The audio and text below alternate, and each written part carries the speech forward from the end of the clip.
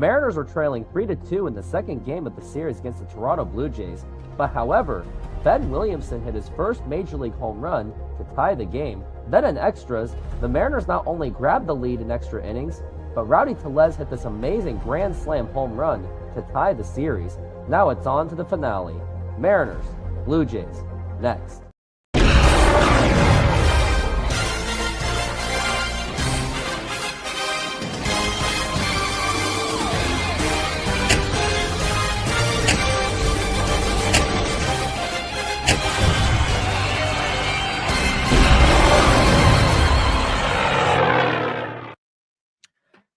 And happy Easter, everyone. This is Mariners Baseball presented to you by the RoofTopSports. Just want to say thank you very much. And once again, happy Easter and happy to those who do celebrate the I don't know, whichever the reason Easter is to be celebrated. I would say more, but I just don't want to get in trouble. You know, I don't want to be put on timeout. But yeah, we got the Seattle Mariners and the Toronto Blue Jays, as the Mariners did even the series with an 8-4 victory yesterday, thanks in part to not only Ben Williamson tying the game with his Major League home run, his first ever Major League home run, but also Rowdy Tellez's out of nowhere improbable grand slam home run, which pretty much put the game away. And must I say, I was very shocked when it did happen. I didn't think it was going to happen. I thought the Blue Jays were going to win that game, but the Mariners proved me wrong otherwise. And here we are in Game 3 of this 3-game series, and the Seattle Mariners have an excellent chance to at least take the series before they go into Boston, because knowing Boston, they don't win their games often in Boston. Now, let me look up the stats between the Mariners. Well, at how the Mariners do at Fenway Park.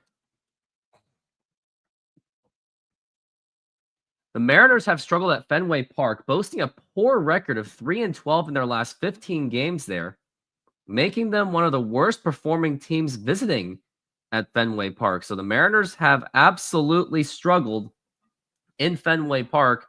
So the Mariners are definitely going to have to, I would say, win this. Definitely win this series. Like, you have to win this series. You cannot just accept okay, whatever.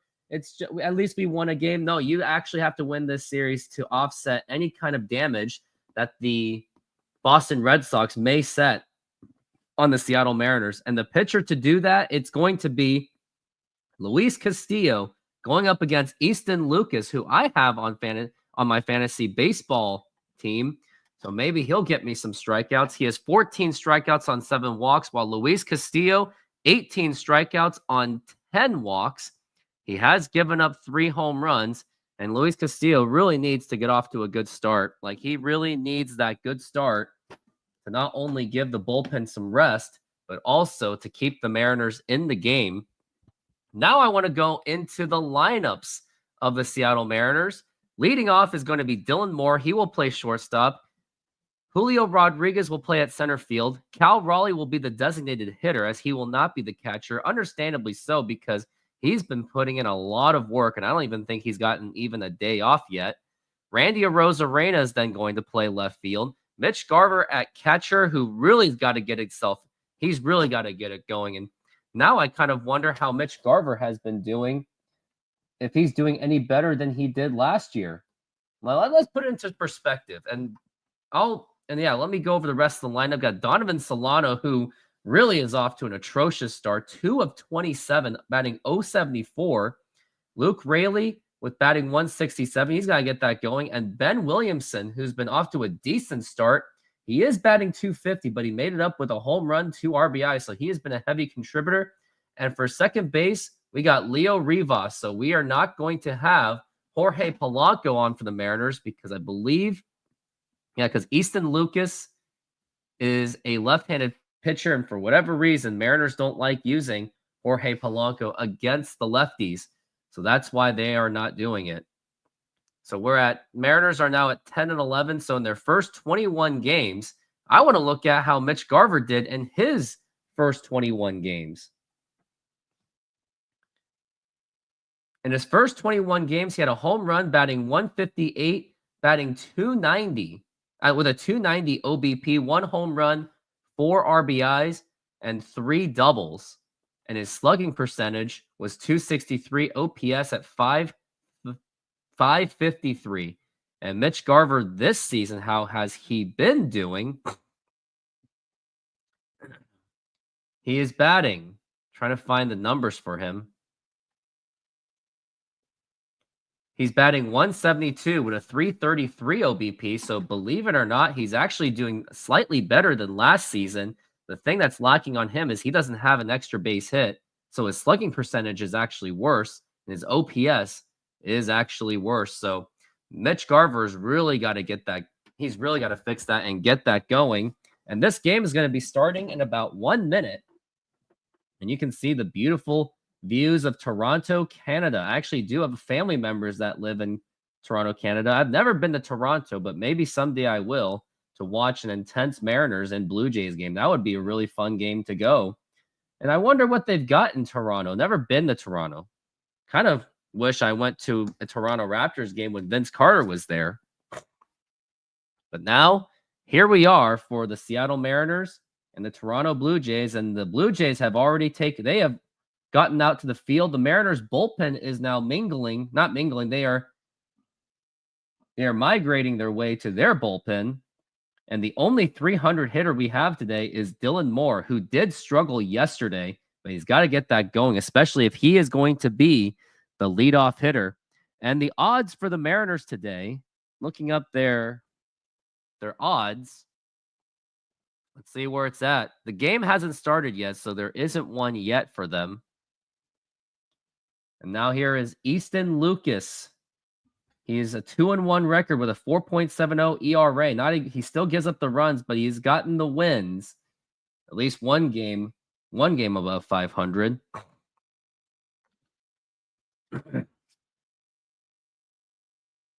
And the Blue Jays are donning in their classical, more like really ugly teal jersey. That's what I like to say. I know it sounds very mean of me to say, but I don't really care. And Easton Lucas's pitching arsenal, what has he got? He's got the four-seamer, the changeup, the slider, the sweeper. Pretty much a standard pitcher. Just doesn't have the curveball. Easton Lucas Savant. Want to see where his velocity would be. And on the defense, they got Tyler Heineman as their catcher, Will Wagner at third, Bo Bichette at shortstop, Andres Jimenez at second base, Vlad Jr. first, Addison Barger, the thrower-outer from Friday, right field, George Springer at center, and Nathan Lukes at left field. And now we got the first pitch, and this first pitch is going to be brought to you by SeatGeek. And now the pitch, and that is outside for a ball, and we are underway here at the Sky Dome, unless they call it the Air Canada Center. I don't even know Rogers Center, that's what they call it. The fastball for Easton Lucas goes up to, trying to see what the velocity, and that is a swing and a miss, strike one, and that is a 91-mile-an-hour fastball. So that looks like that's his velocity. His best velocity is at the 93 at best. And now we're at the 1-1. And now the 1-1 pitch. And now here's a fly ball to deep left field. Is that enough? And that is gone. A leadoff home run by Dylan Moore, his second leadoff home run of the season. And the Mariners quickly get on the board to make it 1-0. And that is Dylan Moore's fifth home run of the season. And he has been on fire at the start of the season. And what a way to start this game with a 1-0 lead. That was a beautiful blast by Dylan Moore. And it is good to see that the Mariners have a 1-0 lead to try to win this series against Toronto. And that happened in just less than 10 minutes of my live stream. Just amazing. And now here's Julio Rodriguez. And now here's a fly ball to deep left center field. And that is off the wall. And Julio's going to go to second base. And the throw to second is not in time. And now we got a runner in scoring position. And Julio Rodriguez, he almost followed it with a back-to-back home run. But now the Mariners have a runner in scoring position. And this is up to the big dumper to see what he can do. That was a beautiful hit. That was on the first pitch, and Julio went right after it very aggressively. And that was just absolutely blasted, and it almost left the field. It almost went over the fence, but it was just off the wall. Would have been nice to have a back-to-back home run, but it didn't happen. And now we got Cal Raleigh on his right side. I love his left side, but whatever. And now here is the pitch, and that is low for a ball for Cal Raleigh. Dylan Moore with 5 home runs already this season. Who would have thought that would happen? And now we're at 1-0. And now we are at the 1-0 pitch.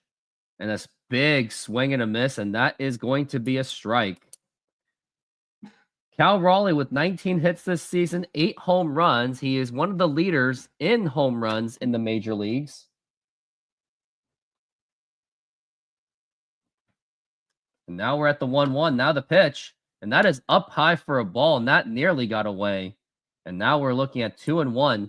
Cal Raleigh is now second in home runs. He has many home runs as Mike Trout, and he has actually more home runs than Shohei Ohtani.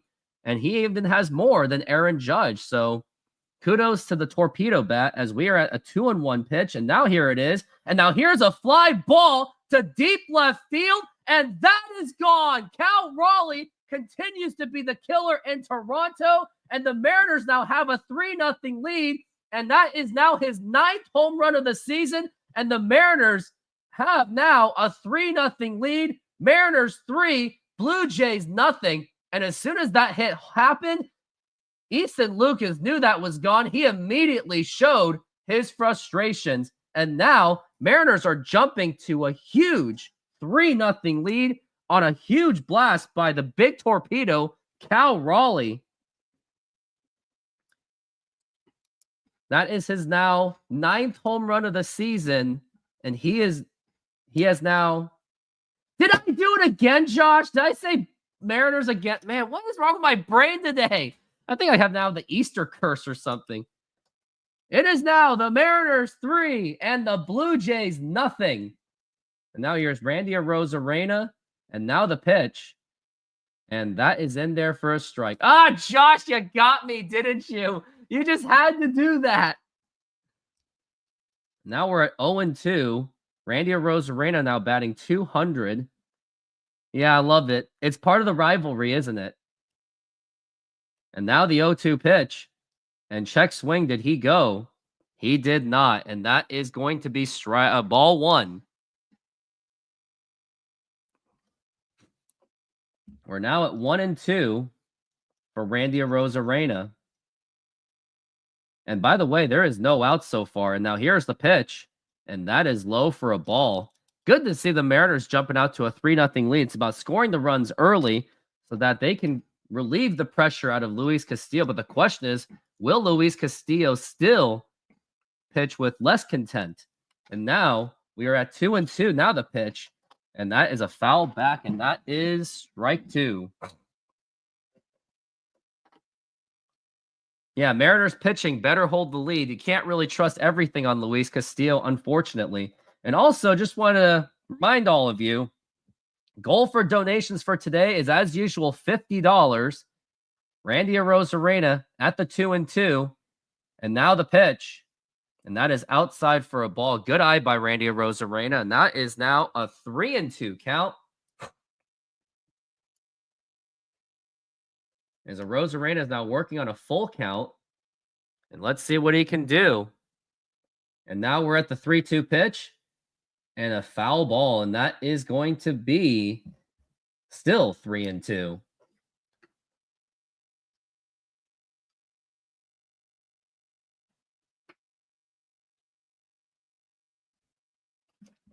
Full count 3-2. Mariners offense has actually been outscoring the Blue Jays in the last 2 games.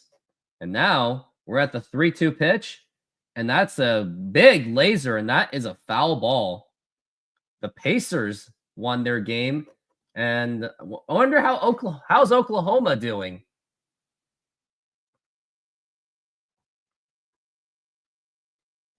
And now we're at 3-2 for Randy Arozarena. And now the 3-2 pitch.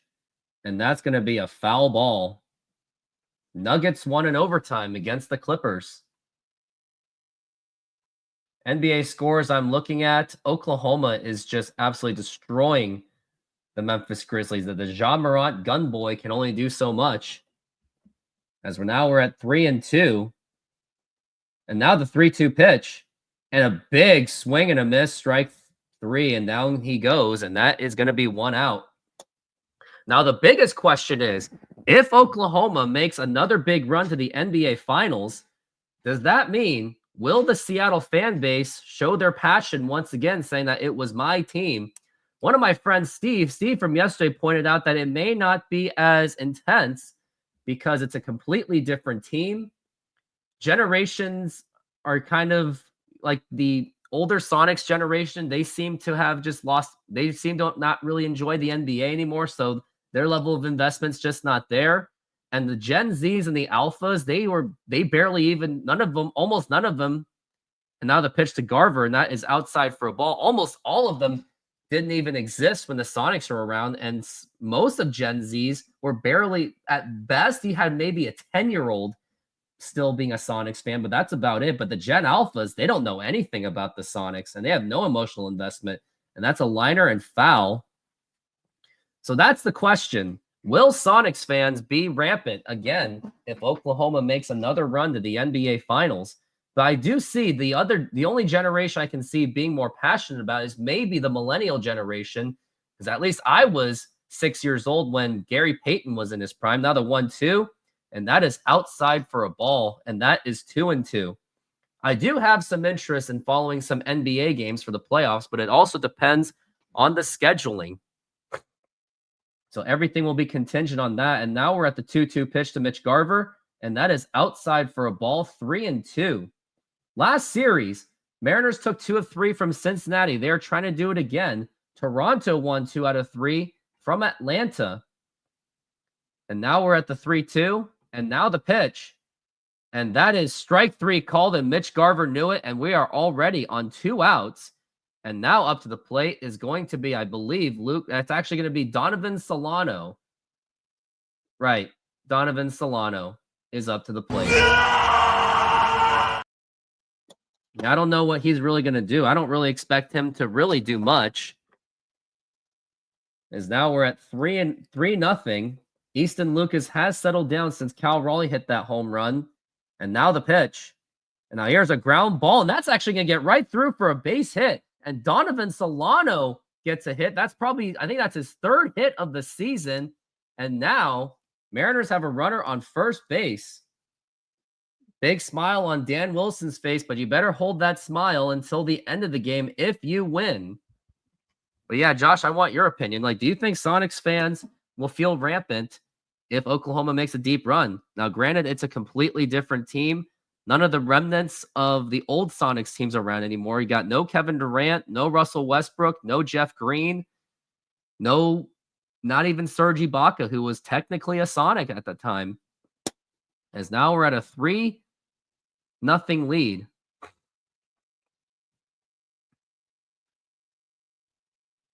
And next up is going to be Luke Raley up to the plate. And let's see what he can do. And it looks like there's a lot of conversations going on. Wonder why they're not hitting at the moment. These long, bouts of success. And now we got Luke Raley up to the plate, batting 167, and now the pitch, and that is inside for a ball. That nearly got him, and that is going to be ball 1. The crazy thing is Northwest Sports Fanatics is not here today, so no offense to him. I'm hoping to absorb any of his audience. As now we're at 1-0, and now the pitch, and a big swing and a miss, and that is going to be strike 1. I mean, I guess we see. Maybe. It also depends on relationship. No Houston fan has ever root for the Titans because of what Bud Butt Adams did with the Oilers. Understandable. And now the 1-1 pitch, and a big swing and a miss, strike 2. Clay Bennett's still the owner, so I guess that's still going to be a thing. Sam Presti was the general manager that traded away Ray Allen. As now we're at a 1-2 count for Luke Raley. And now the 1-2 pitch, and a big swing and a miss, strike 3. That is 3 strikeouts in a row by Easton Lucas. He did settle down after giving up the home runs to Dylan Moore and Cal Raleigh. And we will go to the bottom of the first. Mariners have a 3-0 lead. And now, a word from our sponsor. With the NBA playoffs underway, you are probably planning to go to an NBA playoff game and cheer for your NBA team or player, but knowing that playoff tickets can be pricey, don't worry, I've got you covered. If you use my promo code RoofTopSports, you'll get $20 off the purchase and enjoy the NBA playoffs. Enjoy the NBA playoffs and use that SeatGeek promo code RoofTopSports. I actually would be interested to doing an Oklahoma City Thunder game. I actually would not be opposed to it. I want to see if I can absorb some Oklahoma City fans and engage with them. I am actually one of the fans that Oklahoma fans can get along with. And we're still on the commercial break. Don't really have any extra videos to show you guys, though. I mean, I haven't played softball for a while, so I don't really have anything to show. I already showed all of my last year's highlights, so I don't think I've got anything to show for it. Reese Beast, are you an Oklahoma fan? So, wait. So, what are your teams? And are you? I keep forgetting, Reese Beast. Are you from Seattle? Only because your grandfather's from Oklahoma. Yeah, technically, based on that, I should be at least a Sacramento Kings fans because not only do my two cousins live there, I also have my aunt and my uncle. And also my grandmother. And it also was my grandfather, but he recently passed. So yeah, based on geography, I should be a Sacramento Kings fan. But yeah, Oklahoma, don't get me wrong.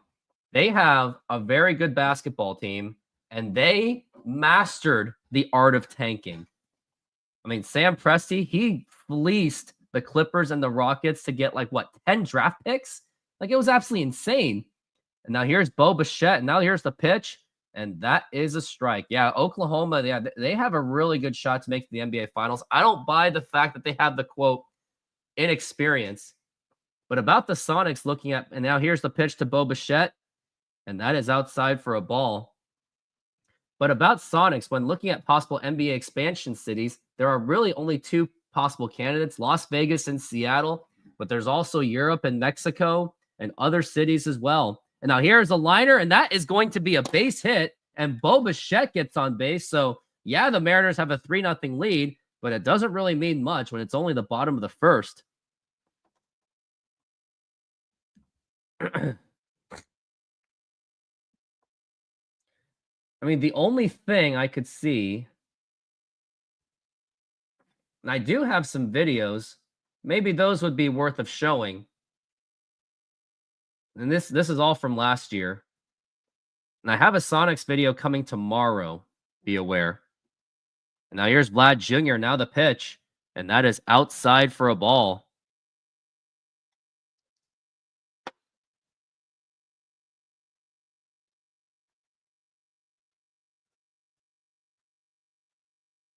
Vlad Jr. 2 for 11 against Luis Castillo, the La Piedra, to the pitch. And that is outside for a ball. And Luis Castillo is absolutely struggling at this very moment.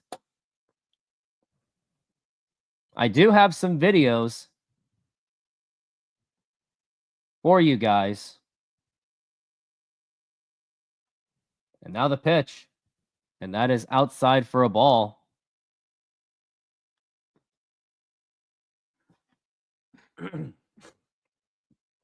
I have some videos coming. It's going to be Sonics related. And now we're at 3-0 for Vladimir Guerrero Jr. And now the pitch. And that is inside for ball 4. And now we got runners on first and second with nobody out. And this is going to be a difficult inning for Luis Castillo. He's got to turn himself into the La Piedra. Yeah, those are, but they are super remote and would be much harder to pull off. NBA wants a team in Vegas. Yeah, they do. But I think maybe the biggest hesitation for Seattle is the politics. The politics did not help, and politics was a huge reason why the Sonics left in the first place and why they took longer than they should have to get a stadium done. They actually previously rejected a stadium back in 2016, which was going to be south of T-Mobile Park due to controversies of politics and also other organizations, including the Port of Seattle and the Seattle Mariners even. They were all against that stadium. And because of that, I actually I actually decided not to be a Mariners fan for 2.5 years. And I got back only because of the Robinson Cano trade. And I kind of just gave up on Sonic's hopes at the time. And we're at 0-1 for Anthony Santander, the pitch. And that should be a strike as he swung through it. And that's going to be strike 2. You could also use the home of Kraken. That's where it's actually going to be. They're going to split time there. I mean, you can't think of any other stadium. Like, we just don't have one. As we're at 0-2. And now the pitch. And did he go through? He did not, actually. Climate Pledge Arena, also known as the home of not only the Seattle Kraken, but the WNBA Seattle Storm. And occasionally you do get a couple NBA preseason games too, mostly played by the Clippers. Steve Ballmer has his interest in Seattle at times, as we're at 1-2. And the pitch to Santander, and a swing and a miss, strike 3, and finally got 1 out. And now you got 2 outs to go before you can go into the top of the 2nd inning. But yeah, Climate Pledge Arena was the intentions of not only getting the NHL, but it also was the NBA.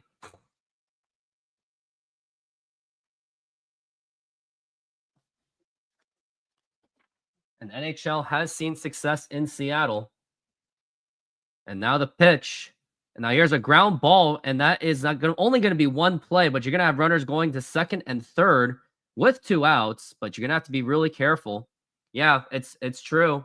We've got, I think the New York Knicks, they share their spot with the New York Rangers, Madison Square Garden. The Lakers do share their spot. I believe that's with the LA Kings, unless the Kings move to the Clippers Stadium. But either way, they're sharing with somebody. Anaheim does play at the Honda Center. Now we're at 3-0. That's the Anaheim Ducks, that is. And now the pitch. And that is outside for a ball. And the crazy thing is the Sacramento Kings actually nearly moved to Anaheim because Anaheim was trying to attract them with the Honda Center being reconstructed. But now they remain in Sacramento. And actually, Seattle was even closer to get the team. But the owners shot it down. As now we're at 1-0. And now the pitch. And that is going to be inside for a ball. Believe it or not, the Soto site, which is south of T-Mobile Park, the land is still owned by Chris Hansen. He just can't get that street vacation is the problem. And now we're at 2-0. And now the pitch. And that is going to be in there for a strike. Boston now leads Chicago 3-2. Maybe they should be leading a lot more than that. As now we're at 2-1 for George Springer, who's batting .351, off to a great start. And now the 2-1 pitch. And here's a ground ball, and that is going to be foul. Strike 2. Luis Castillo trying to get himself out of this jam. As now we're at a 2-2 count, not 2-0, 2-2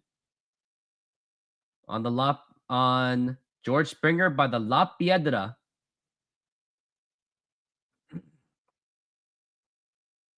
Now at 2-2. He's got his signs. Now the pitch. And a swing and a miss. Strike 3. And that's going to retire the side. The Mariners get away with it. They nearly got themselves in trouble, but they get out of this jam to make it 3-0 with only 1 hit given up. And now I got some clips for you guys. What are your overall thoughts on Climate Pledge Arena? Knowing that it has been very successful for hockey and the WNBA, like, what are your overall thoughts on the stadium, and how effective would it be as a stadium for the NBA? I'm gonna just take a moment to just call this out.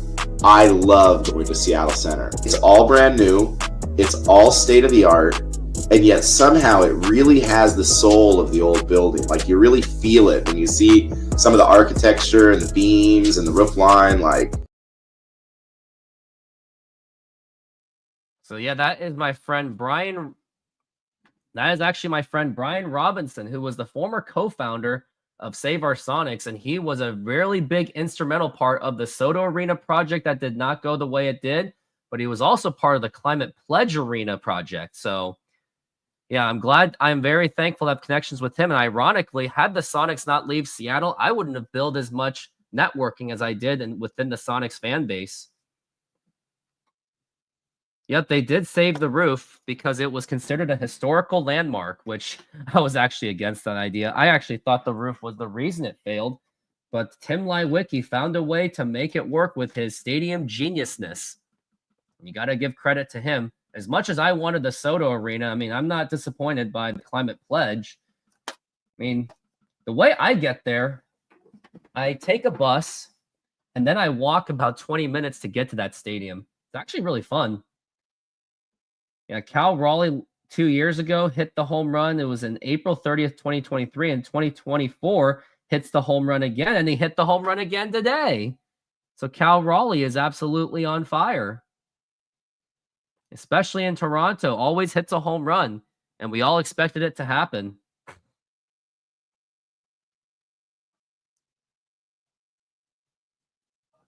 And now here is the pitch to Ben Williamson, and that is a strike. Yesterday, he was known to hit the home run to tie the game that put the Mariners back in business. So he has been a pretty decent contributor for the Mariners. Now here's the pitch to Williamson, and that is low for a ball. Ben Williamson's been a very welcoming addition, not only because of his decent bat, not saying he's great because he's batting .250, but also because of his defense that was well needed. The pitch, and that is low for a ball because it is safe to say that the third base experiment of Jorge Polanco was an absolute disaster, and it didn't last long for a reason and for good reason. And now we're at 2-1. And now the pitch, and that is up high for a ball, 3-1. Good eye on Ben Williamson. He really does show his patience at the plate. Doesn't just necessarily aggressively go for it immediately, which is something that you like to see. And now we're at 3-1 for Ben Williamson, and now the pitch, and that is outside for ball 4. Take your base. Ben Williamson gets on the base with a walk, and now up to the plate should be J.P. Crawford, I believe. Nope, it's actually Leo Rivas. J.P. Crawford's actually not playing today. So my bad. Leo Rivas is up to the plate. But he's only batting .111. But he does have an on-base percentage of above 300 to make up for it. The pitch, and that is low for a ball again. And Easton Lucas is absolutely struggling in this game.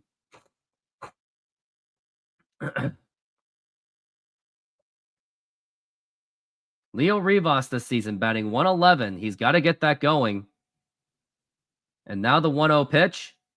And that is actually a strike. That was well outside the strike zone, but the umpire thought otherwise. Now it's going to be 1-1.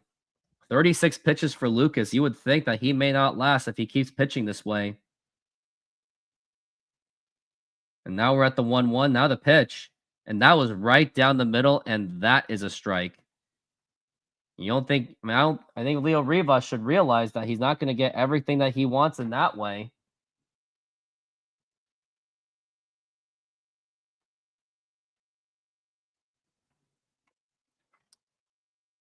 Now the 1-2 pitch. Now here is a liner, and that's actually going to be a base hit. Now you got runners on first and second with nobody out, and that leaves a good position for Dylan Moore to do some damage.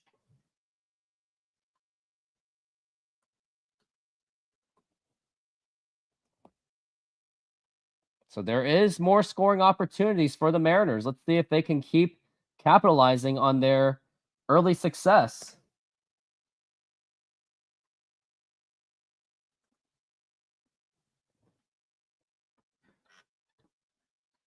And now we are at the pitch to Dylan Moore, and that is outside for a ball.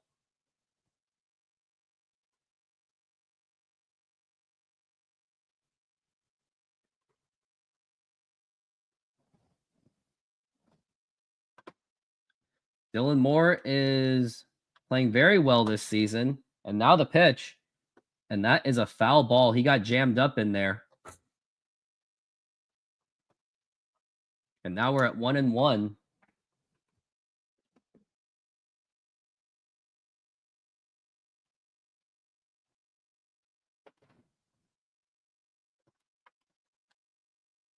Top of the second. 1-1 for Dylan Moore. Men on first and second. The pitch. up high for a ball, 2-1. And Easton Lucas, once again, continues to struggle to find the strike zone. Easton Lucas had 24 strikes out of his 41 pitches. I got Reflect the Sun, was able to absorb someone from the Northwest Sports Fanatics. The pitch, and that is up. Going to be a swing and a miss, strike 2 for Dylan Moore. Looks like Dylan Moore's trying to do it again. It really does seem that way. Oh, I thought that was just a joke commercial. I didn't even see that. Happy Easter to you, Reflect the Sun. And now we're at 2-2. Now the pitch and a swing and a miss, strike 3. Dylan Moore goes down on strikes as he was trying to do too much, as it seemed. And now we got one out. Yeah, he got him on the breaking stuff right there. He was really trying. Easton Lucas showing some sign of relief on himself. And now we got Julio Rodriguez up to the plate. Easton Lucas now at 43 pitches.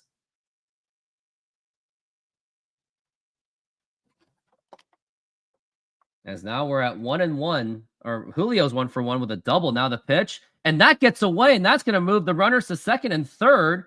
And that is, yeah, Julio needs another hit.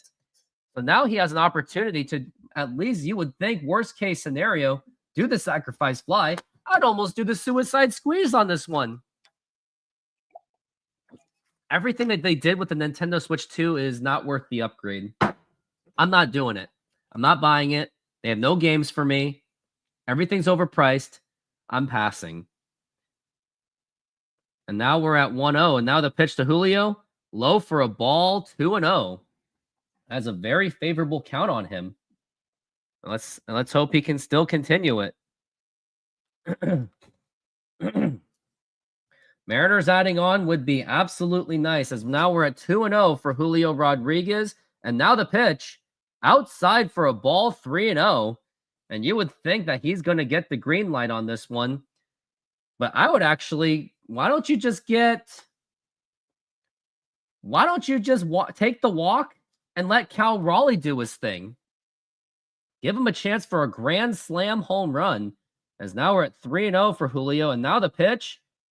And that is ball 4. Take your base. I really thought the umpire was going to give it to him, or give it to Lucas. But now the bases are loaded for Cal Raleigh, the big dumper. And you can't intentionally walk him either. Cal Raleigh's been known to be the killer in Toronto. And let's see what he can do with not only the favorable dimensions of Rogers Center, but also his torpedo bat. And now he has a chance to really break this game open. Cal Raleigh, and now the pitch, and that is low for a ball. That nearly got away. Just imagine Cal Raleigh, if he hits a grand slam home run, not only will he have hit the grand slam home run and have a multi-home run game, but also he would have 10 home runs, the first player in Major League Baseball this season to get 10 home runs. And now we're at the 1-0 pitch, and that's going to be popped up and jammed up, and that's going to be fouled back.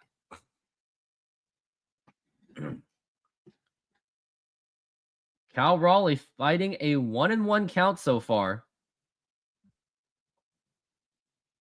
At least they didn't pull a Sony, who raised the price of PS5 again, making it more expensive than the Switch 2. Wow. And now we're at, the crazy thing, the most genius price hike that PlayStation ever did, Sony did, was with the PlayStation 3. They raised their price to about $600, but the kicker was, the twisted thing was, it actually had a Blu-ray player, so it was considered a very cheap Blu-ray player, so that was pretty genius pricing on Sony's part, as they were able to get the Blu-ray technology and make it cheap.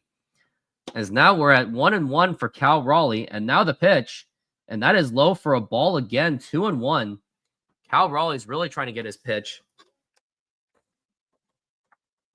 Well, yeah, if he hits a home run, sure. I mean, you would think that you're going to be on pace for a 4 home run game. The last Mariner to do that was Mike Cameron, who hit 4 home runs in 2002 against the Chicago White Sox when they had Frank Thomas on the team. And now the pitch, and it's foul ball as he gets jammed up. It seems like he really wants to get that home run, and now it's 2-2 for Cal Raleigh.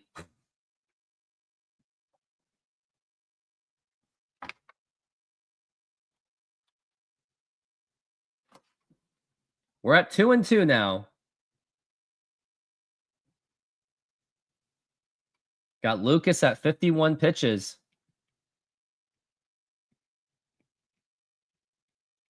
And now we're at 2-2. And now the pitch. And that's going to be fouled back again. And yet they blame the PS2 support for why the PS3 was expensive, as they removed it from new models and was put to update to remove it to older models as well. And the PS2 was probably, I think the PS2 was their most successful console. It had the most longevity too. And now we're at 2-2. And now the pitch. And that is strike 3 called, and he knew it. Cal Raleigh had a good pitch, but he didn't swing at it. And now you got 2 outs for Randy Arozarena. Mariners are on the verge of blowing a significant opportunity to really break this game open. Yep, that was right down the middle, and Cal Raleigh knew it. And now Randy Arozarena up to the plate, and now the pitch. Now here is a liner, and that's going to get over for a base hit. That should score in 2 runs. The throw to the plate, and that is not in time. And Leo Rivas score as well. And the Mariners now take a 5-0 lead on a 2-out, 2 RBI single by Randy Arozarena. Very clutch moment. That was on the first swing. I believe that was the first swing. And now the Mariners now have a 5-0 lead.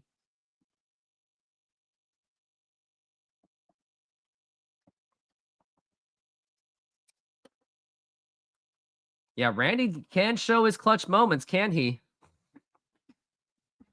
And also, I'm going to remind, I am taking donations. The goal is 50.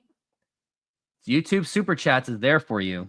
As now we're at Mitch Garver. Now the pitch. And now here's a ground ball, and that's going to get right through for a base hit. That should score in another run. That is Julio going to score, and the throw to third not in time. And Mitch Garver delivers to make it 6-0 on an RBI single. And the Mariners continue to put up the runs. 6-0. It is good to see Mitch Garver scoring in some runs. And it happened just so quickly. Mariners are absolutely putting up the runs. And now the Blue Jays are at a plus 900. And the next batter is going to be Luke Raley up to the plate.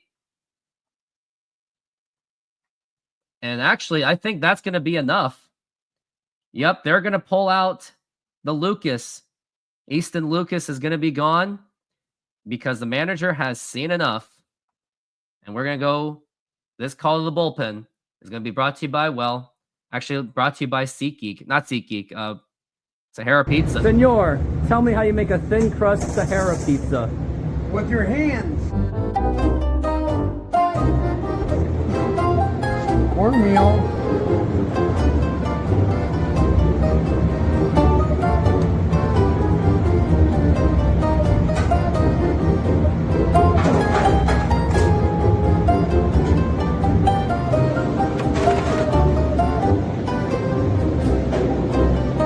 While he makes that pizza, what's up baseball fans and pizza lovers? In celebration of the start of the baseball season, we've got a home run of a deal for you. We're offering 50% off all menu items on Mondays and Tuesdays and 25% off bowling. Don't strike out on this amazing deal. Check out our menu in the description of this video and start ordering now. Delivery is also welcome. This offer goes through April. And that's how you make a Sahara pizza. Beautiful thing.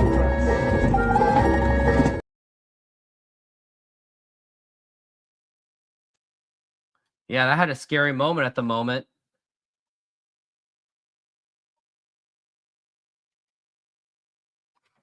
Yeah, sometimes my Wi-Fi poops out, I guess. Maybe I should get a new router at this point.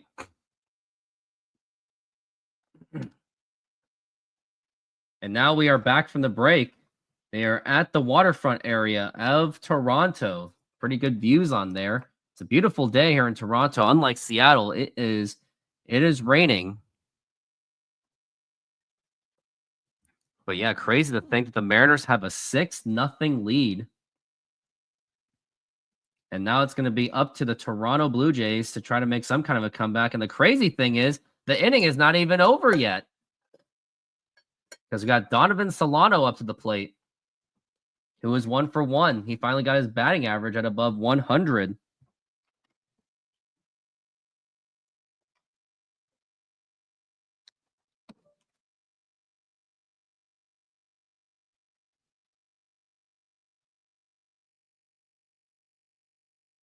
And now the pitch.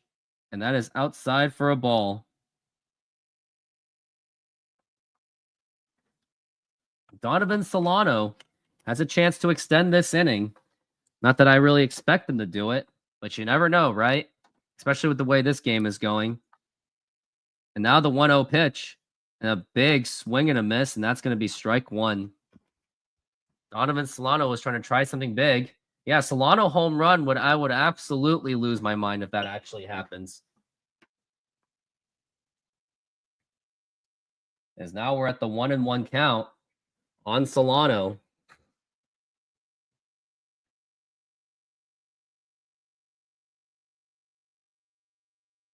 And now the 1-1 pitch. And that is going to be a foul ball, strike two. On deck, it will be Luke Raley.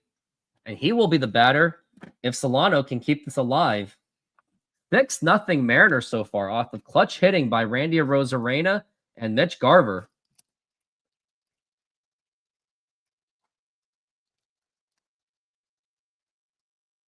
Other ways to donate to this channel, you see my name on there. You got Venmo right there and PayPal. You got 1 and 2. And now the 1-2 pitch. And that's going to be low for a ball, 2 and 2.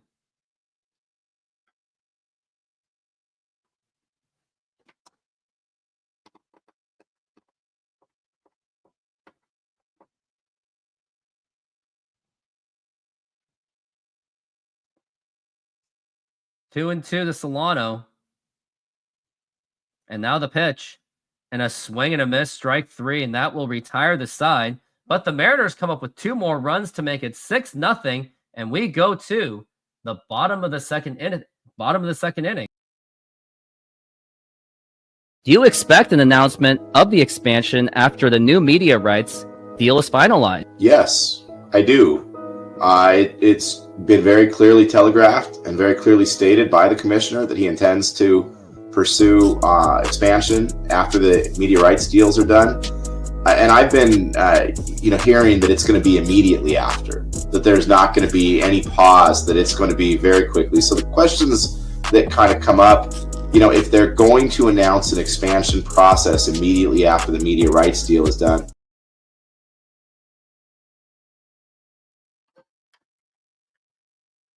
Looks like there was something with Jared Kelnick going on with Robert Acuna, and I'm kind of curious what it was. So here's the context behind this. Jared Kelnick didn't run out a ball yesterday. He hit one off the wall. He thought it was gone. He was jogging. Then he got thrown out at second base. Brian Snitker got asked about it after the game. He essentially brushed it aside, didn't make a big deal of it. And then comes the banger from Acuna. He said, if this had happened to me, I would have been yanked out of the game. Now, this reply's already been deleted. I'm sure Acuna's agent ran to the clubhouse as fast as humanly possible to have him take that down. But what's said has been said. I do feel bad for the start that Kelnick's gotten off to this year, but that's a story for a different day. All right, Ronald, I am making an official Marine Layer Pod stamp right here, right now. You are welcome to Seattle with open arms. You need a fresh start? You need a change of scenery? You're getting about as far away from Atlanta as humanly possible. Awesome in the summer here. Better rotation than the Braves have. And you know what? If you think the ball's gone that you hit, you can jog all you want. We won't say one word about it. You do you, Ronald. Play the game however you want to play it if you're here.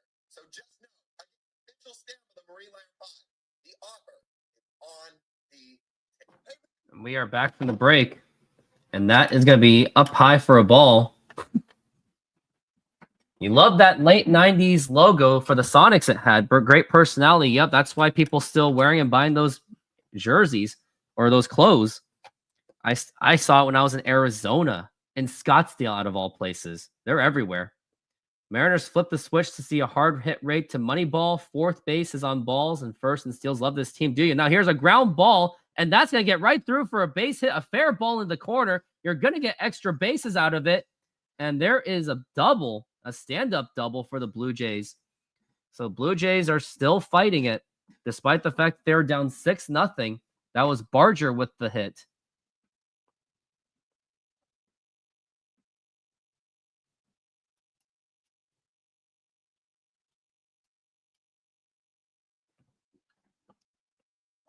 Yeah, Solano could not get to it. It went too quickly. Now here's Wagner up to the plate. Runner on second so far. Checks the runner. Now the pitch. And that's going to be outside for a ball. Even though the Mariners are up 6-0, you still feel like that this is going to be a very long game, as we're at 1-0 for Will Wagner.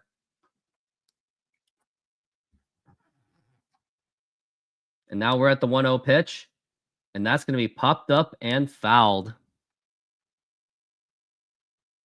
And now we're going to try it again at 1-1. Mariners are 5th in home runs. Yeah, because their offense literally lives and dies by the home runs. And I mean freaking literally. As now we're at 1-1. And now the pitch. Now here's a ground ball, and that's going to get right through for a base hit. Could that be waving in the run? Nope, it's going to be runners on first and third with nobody out. So Castillo, La Piedra, continues to show his struggles. I'm not sure about this. 6-0 really doesn't seem like enough.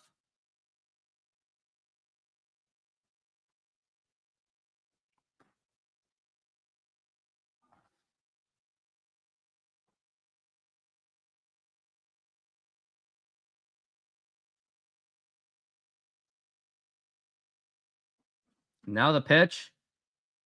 And that's going to be low for a ball.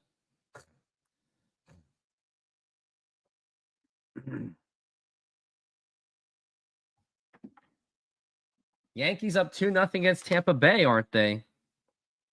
And now we're at 1-0. And now the pitch. And a big swing and a miss. And that's going to be strike one. Honestly, I'm perfectly fine with the bullpen happening.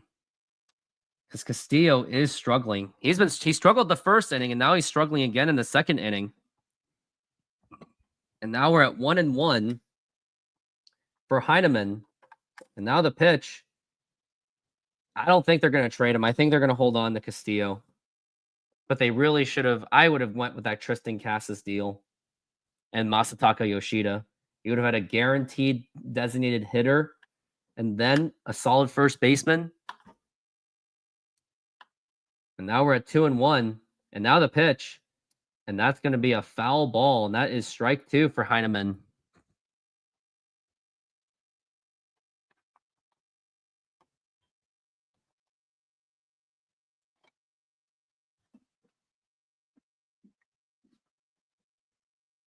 We're at 2-2 for the Heineman. And now the pitch. And now here's a ground ball, and that's going to score in the run. Throw to first. No play. And now you got a run on the board by the Toronto Blue Jays to make it 6-1. Oh, boy. This is where things may go bad. Yeah, you have a double play opportunity, but Blue Jays are now putting up runs. And that was off of a really bad blooper. Not a blooper, but it was like a bad chopper. It's that bouncy turf of Toronto. And Rivas could not get it up on time. And now we got the next batter. I think this is Lucas. And now the pitch. And that is inside for a ball. Not Lucas, it's Luke's. He's now batting 167, but then that may not matter, as Blue Jays are roaring for a comeback, and they actually absolutely can. And now the 1-0 pitch. And now here's a ground ball, and there's a double play ball opportunity. Throw to second, throw to first, not in time, not even close. And now you got one out, but you got a runner. Runners on first and third with one out. So you still have a chance to get out of it with a double play, but Luis Castillo is not exactly pitching great at all. And it all started with Solano not being able to stop the big play at first base. The big hit, shall I say. And now we're back up to Bo Bichette, who can very much bring this Blue Jays team back into the game, which means the Mariners offense is going to have to score more runs. And now the pitch, and a swing and a foul ball, and that is strike one. Bo Bichette had a single last time. And now we're at 0-1. Vlad Guerrero Jr. is up on deck, and it feels like there's not really much to pitch around on this Blue Jays offense. And now the 0-1 pitch, and a swing and a miss. That was right down the middle, and that is strike one for Bo Bichette. In terms of offense, the Mariners are actually 12th in the league in offense overall, believe it or not. And now we're at 0-2, and now the pitch. And now here's a liner, and that's going to be a base hit, and that's going to score in another run to make it 6-2. Seattle Mariners lead with Bo Bichette with an RBI single. Mariners are only up by 4, and you have to say only because this doesn't feel like enough. And the crazy thing is, Toronto, they're actually 20th in the league in offense. Mariners actually outscore them. But Luis Castillo is making it much easier. Now, here is Vlad Guerrero Jr., and Pete Woodworth is having a chat with Luis Castillo. Yeah, I would say put some bullpen in there. I think you're going to have a bullpen day. Because we got Vlad Guerrero Jr. up to the plate. He walked last time, but he has a chance to do some really big damage. This 4-run lead, you knew that the 6-run lead was not going to be enough. I knew it wasn't going to be enough.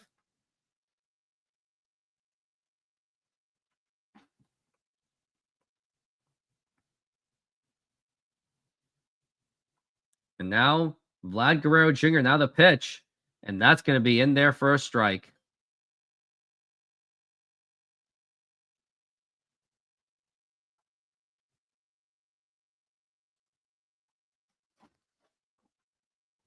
As now we're at 0-1. And now the pitch. And that is going to be a ball once again. Actually, just a ball one.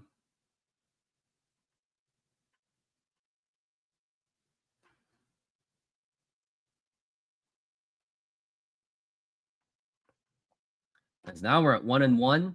And now the pitch. Now here's a liner, and that's going to be another base hit. That could score in another run. As Vlad Jr. actually, no, that won't score in the run.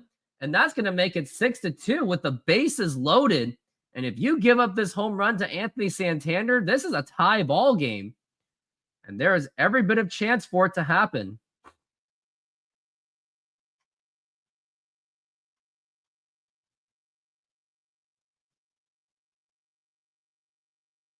This is getting very dangerous. You got Anthony Santander. Blue Jays have been threatening every single inning. And now the pitch. And that's going to be in there for a strike. Last time around, Anthony Santander actually struck out against the La Piedra, Luis Castillo. And now we're at an 0-1. And now the pitch. And that's going to be a foul ball, strike two.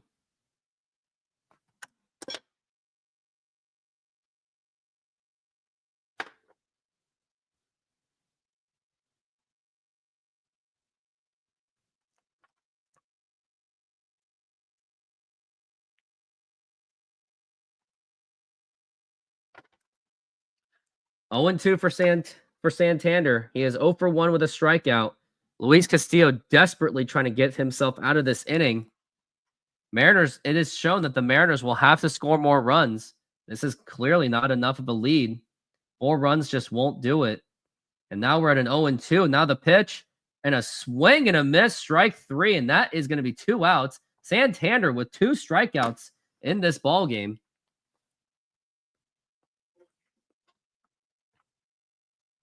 There's a nice fastball right down the middle, and he wasn't able to connect. My fantasy baseball team is just getting absolutely destroyed. Easton Lucas really killed me.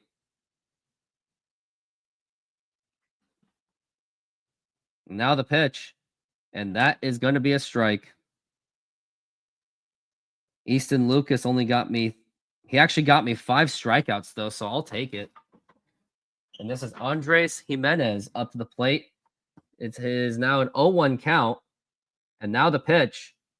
And now here's a fly ball drilled to right field and fouled. That was really close. Had that grand slam home run happen, we would have had a tie ball game.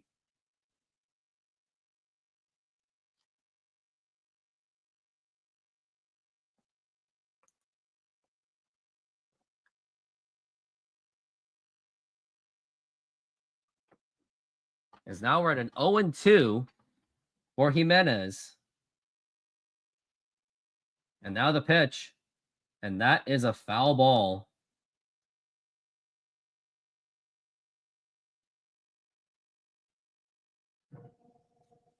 We'll try this again at an 0-2 for the Jimenez. Luis Castillo at 25 pitches. He has absolutely struggled this inning. And now we're going to try it again at the 0-2 pitch. And that is a foul fly ball to left field. And Arozarena, did he make the catch? He crashes into the wall. I think he made the catch. He seems to be okay. And that should retire the side. But the Blue Jays come away with 2 runs. They should have came up with more. And now it's the Mariners. It'll be up to the Mariners to score more runs. And great sliding catch by Arozarena. Nearly got injured on that play. But thankfully, he is okay.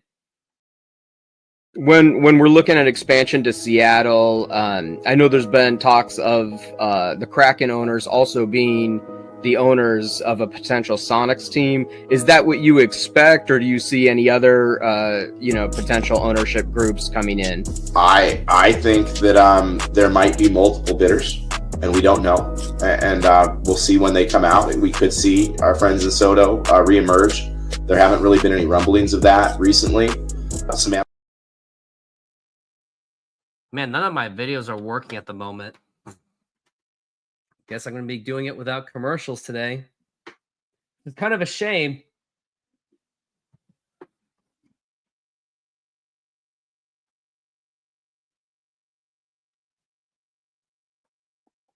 But yeah, that was a very scary inning. Luis Castillo gave up 2 runs real quickly.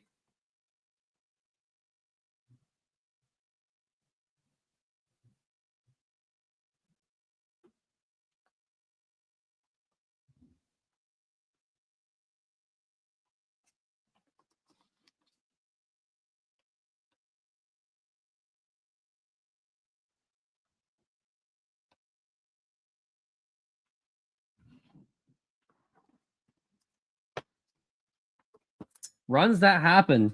It was a leadoff home run by Dylan Moore.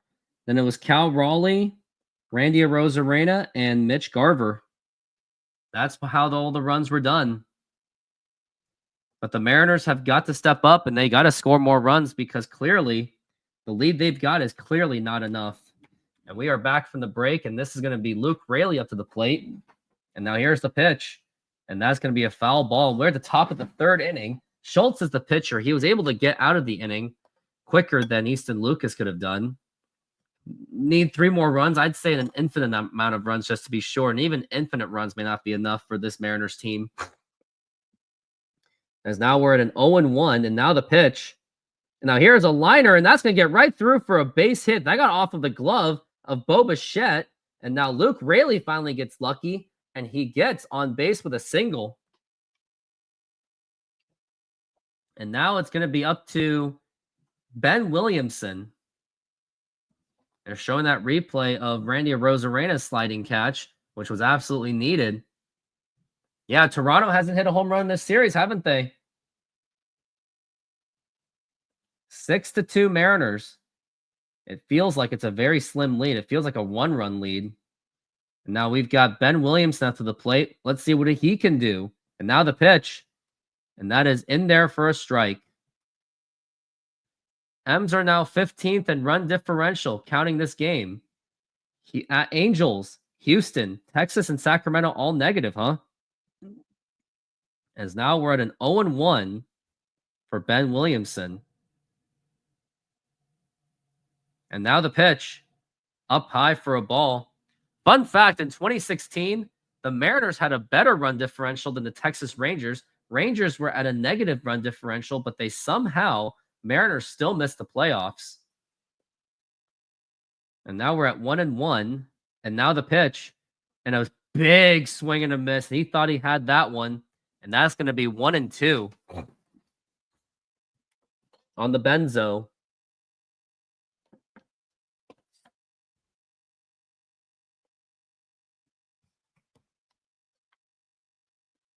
One-two pitch and a swing and a miss, strike three. Kind of a rookie swing and a miss. And that's going to be strike three. And now we've got Leo Rivas up to the plate.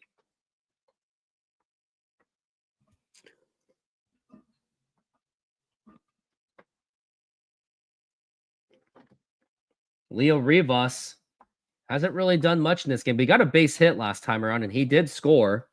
So he's got to do it again. Now the pitch, and that is a strike. We're at top of the third inning so far. It is now an 0-1 lead, or it's a 6-2 lead. Sorry, 0-1 count on Leo Rivas.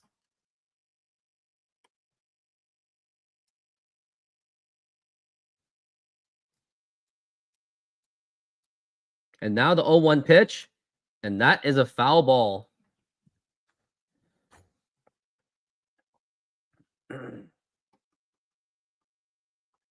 Now we're at 0-2.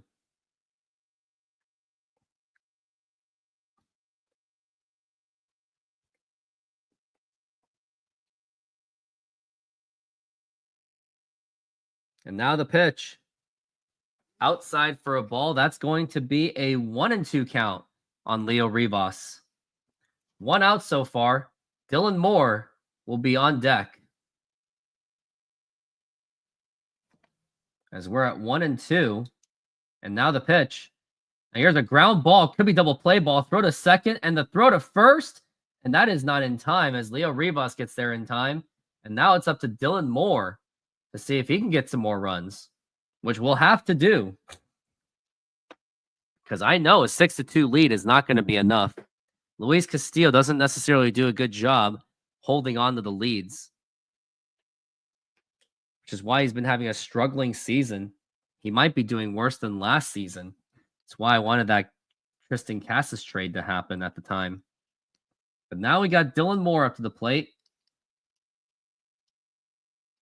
And the throw to first. And that is not in time.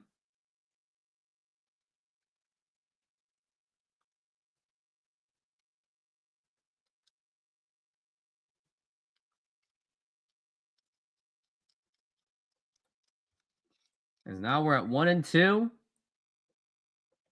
And now the pitch. Outside for a ball.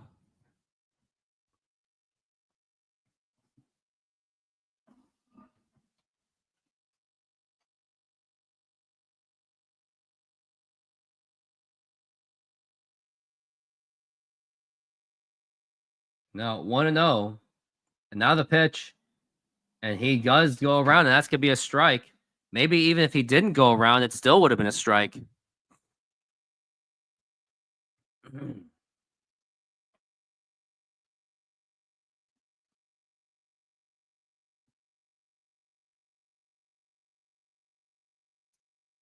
One and one. And the pitch. And that's going to be in there for a strike. We got 1-2 for Dylan Moore. Dylan Moore did hit the home run, but I kind of forgot about it by now because of the way Blue Jays have been kind of calling their way back. As now we're at 1-2. This will be very critical. And now the 1-2 pitch. And a swing and a miss, strike three. Dylan Moore kind of threw his bat. Not that much, but that's going to be strike three. And we're going to go to the bottom of the third inning. It is still no score. I'm sorry, 6-2. With the NBA playoffs underway, you are probably planning to go to an NBA playoff game and cheer for your NBA team or player. But knowing that playoff tickets can be pricey, don't worry, I've got you covered. If you use my promo code RoofTopSports, you'll get $20 off the purchase and enjoy the NBA playoffs.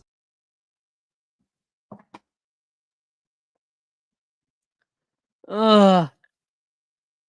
Ugh. It's going to be a long game. I think it's safe to say that.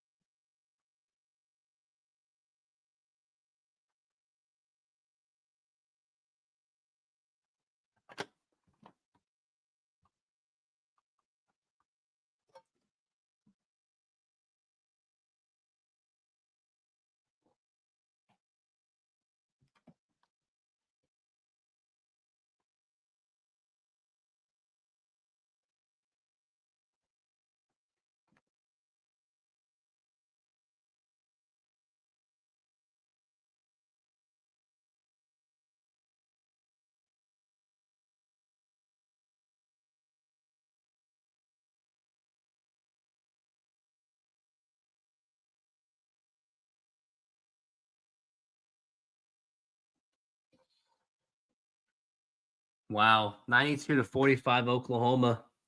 No one saw that coming.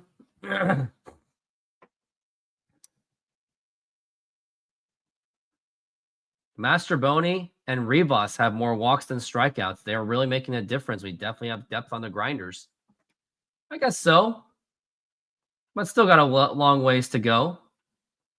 As now we're in the bottom of the third inning, and now here's the pitch. And that is going to be low for a ball.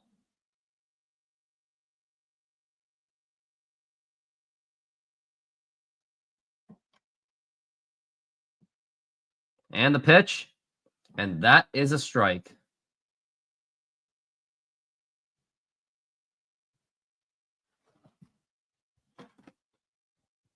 And now the 1-1. And check swing to he did go, and that's going to be strike 2. Sounds like Springer's not particularly happy about it. Or did they give it back to him? It looks like they did give it back. No, it's going to be 1-2. RoofTopSports is kind of dropping the ball on their pitching count.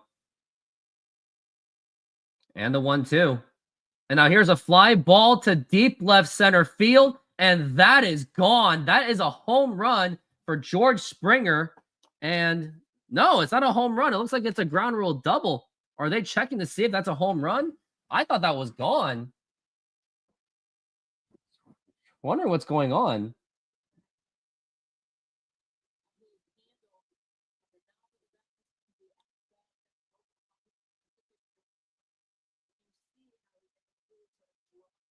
I guess not.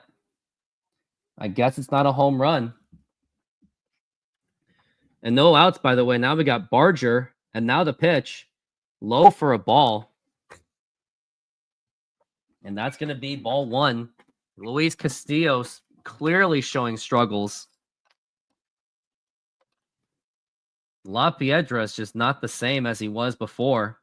I didn't even like him that much in 22. Now the 1-0. And that's going to be low for a ball, 2-0. I have no idea how he even became an all-star. I didn't even think he was that much all-star worthy back in 2023. And now we're at 2-0. And the pitch. And that's low for a ball again, 3-0. Now you might as well just put him on base. There's no point of just pitching right to him.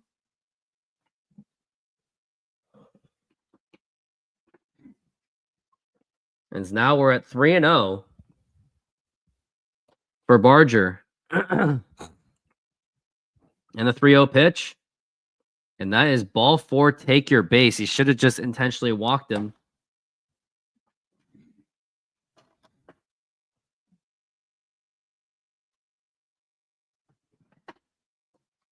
Yeah, Castillo really concerns me.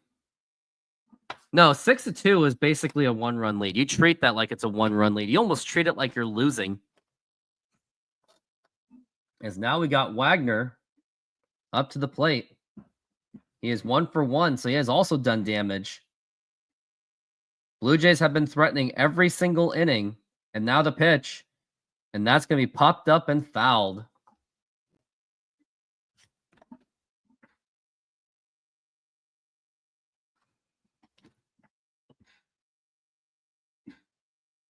We're at 0-1 for the Wagner.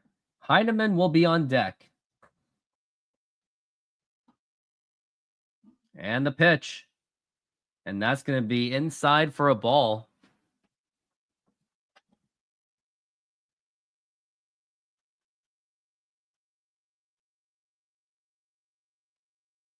One and one for Wagner. And now the pitch. It's a ground ball fouled again. And that's going to be a 1-2 count.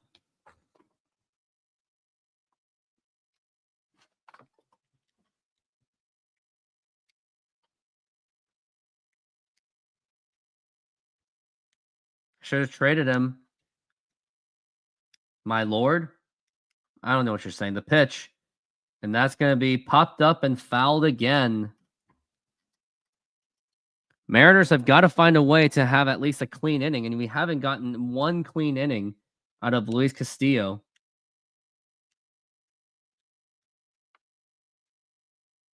"55 pitches. He is clearly not pitched efficiently.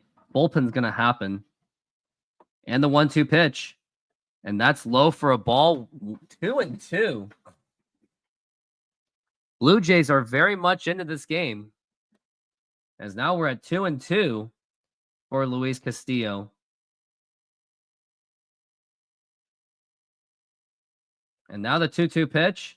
And now here's a fly ball to right field, but that should be playable. Tagging at third is anybody, and no one is tagging. That was George Springer. So now you got one out.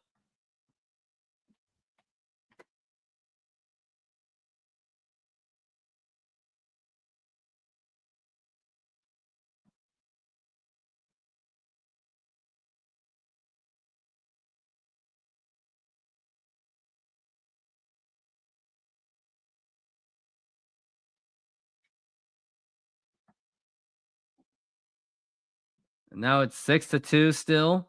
Heineman 1 for 1. The pitch.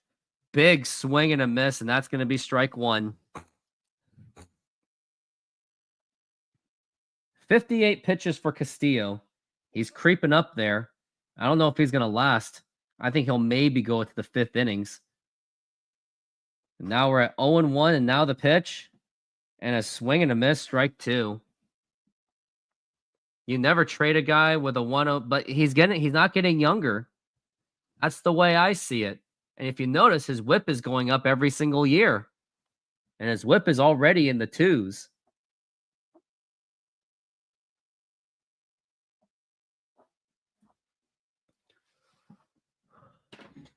As we're at 0-2 for Castillo. And the pitch. And that's going to be outside for a ball.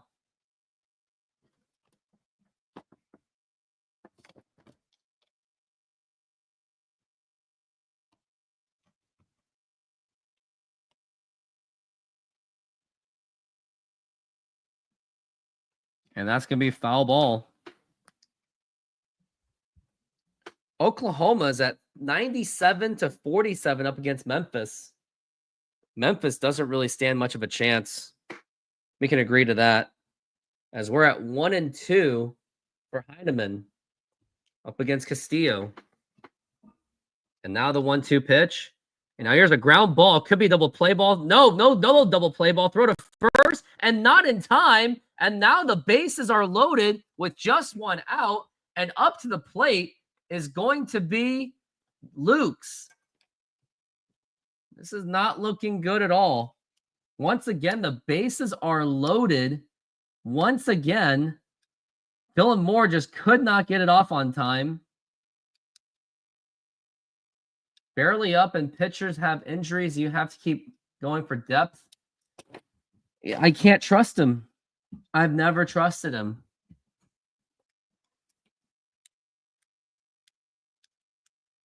And now we're at 6-2. Still at 6-2, but the bases are loaded for Luke's. And on deck is going to be Bo Bichette.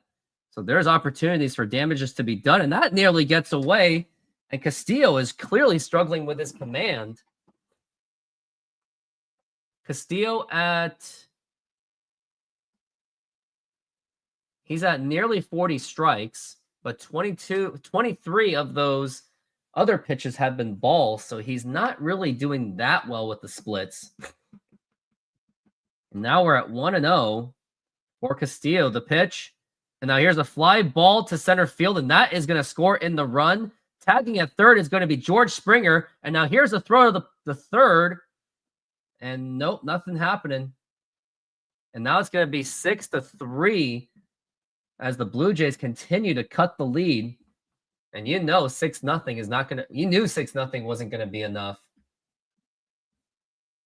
That was a good hit by Lukes, and that was enough to get in one more run. We got 2 outs, but then you got Bo Bichette and Vlad Guerrero Jr. So this is very, very dangerous.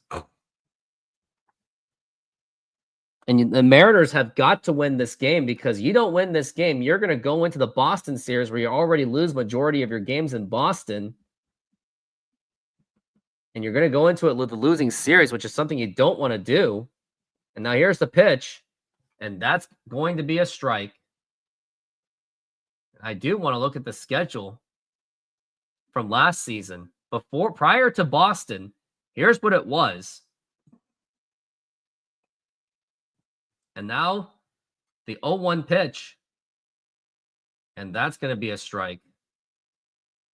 Strangely enough, the Mariners were swept by the Angels, and then they went to Chicago, and they swept that series.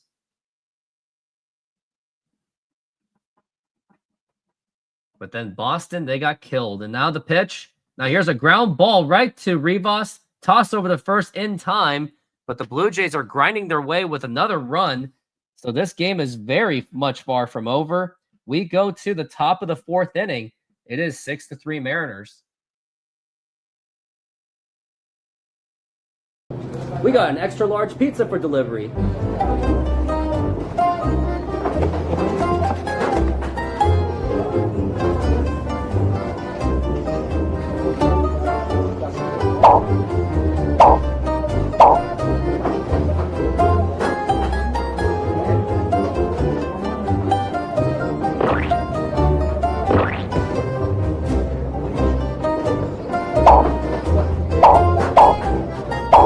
While he makes that pizza, what's up, baseball fans and pizza lovers? In celebration of the start of the baseball season, we've got a home run of a deal for you. We're offering 50% off all menu items on Mondays and Tuesdays, and 25% off bowling. Don't strike out on this amazing deal. Check out our menu in the description of this video. And start ordering now. Delivery is also welcome. This offer goes through April.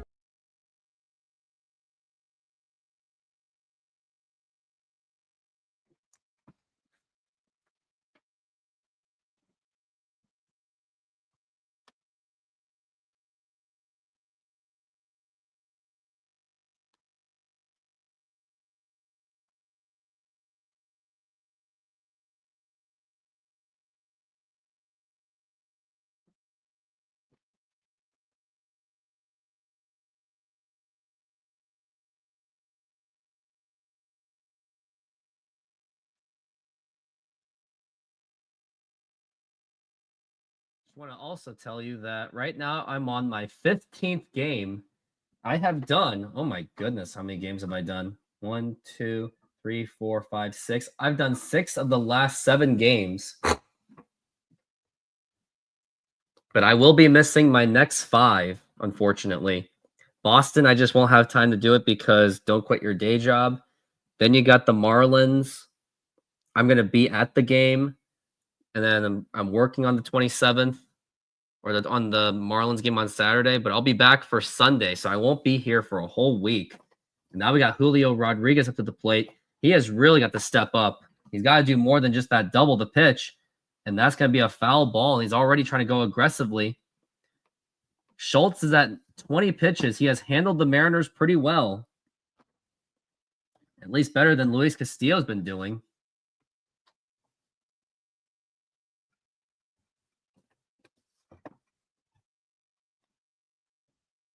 0-1 for Castillo, or I'm sorry, Julio, and that's going to be a foul ball.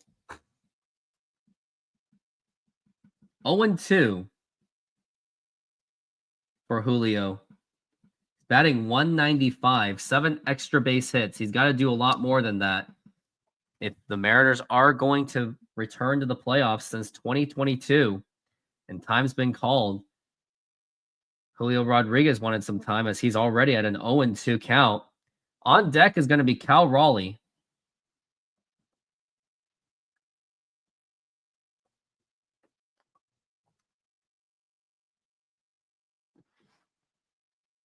And the 0-2. And a swing and a miss hits the dirt, but toss over the first. And that gets over the head of Vlad Guerrero Jr. And the throw to second. And it is not in time. Julio strikes out, but he gets on base because of a throwing error by the catcher. It was a careless throw, which went over the head of Vlad Guerrero Jr. And the Mariners catch a break. And he wasn't even trying either. He was like, oh, shoot, it just happened. And now we got a runner on second. Now we got Julio at second base with Cal Raleigh up with a runner in scoring position.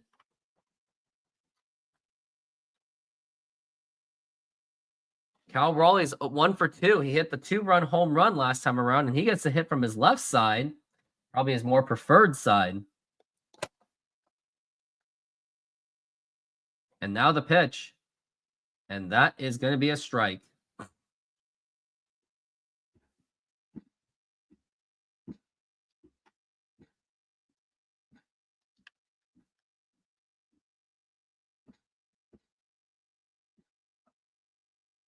He's got 0-1 for Cal Raleigh. And now the pitch. And that's going to be low for a ball.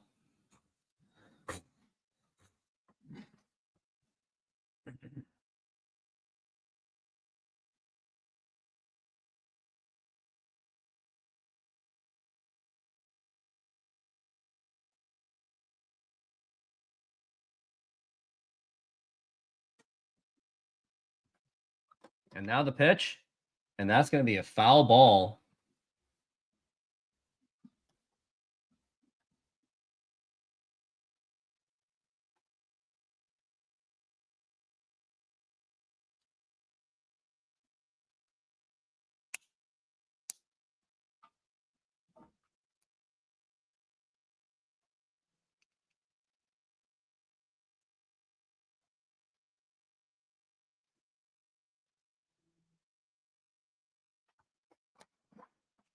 One and two for Cal Raleigh.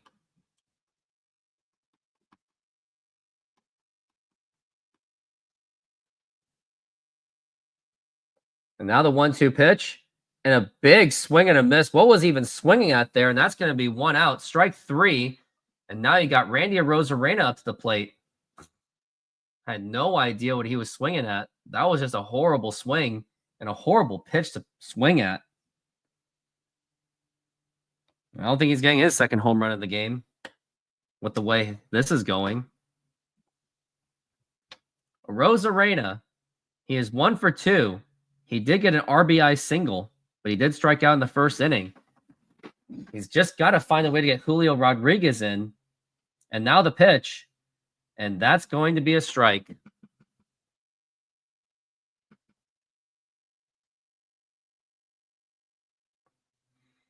Got 0-1 for Arozarena.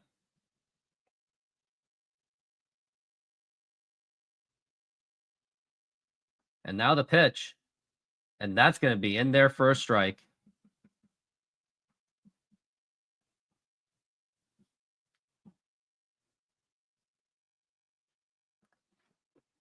Got 0-2 for Arozarena already.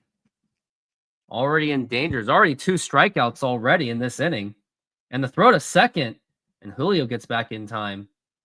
You think Garver might do something, huh? I don't know. I wouldn't count on it. On deck will be Mitch Garver.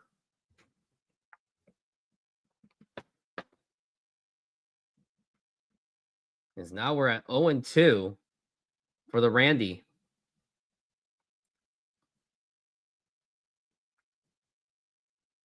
And the 0-2 pitch. And that is going to be just outside for a ball. 1-2. on Randy Arozarena.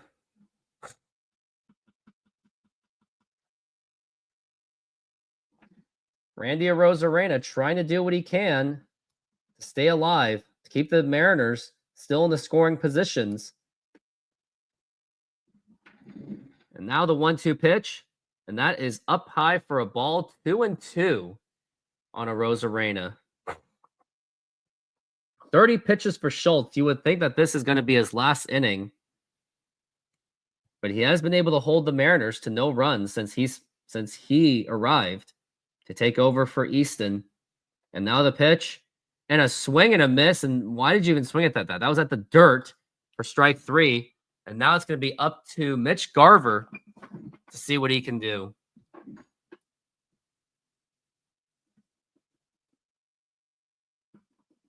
He had no outs, a runner on second base, and you're still not producing any runs. Don't let that first inning fool you. After that, Mariners offense have been terrible after that.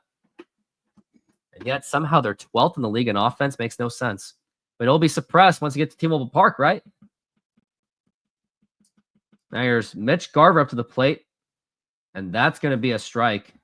He struck out last time, but he did score in some runs. It was 1 RBI. Randy Arozarena had the 2 RBIs. As now we're at 0-1. And the pitch. Now here's a comebacker, and that's going to go right to Schultz. Toss over to first, and that is going to be in time, as that was another bad throw, but they get away with it, and that's going to retire the side. We go to the bottom of the 4th inning. It is 6-3. Seattle Mariners lead.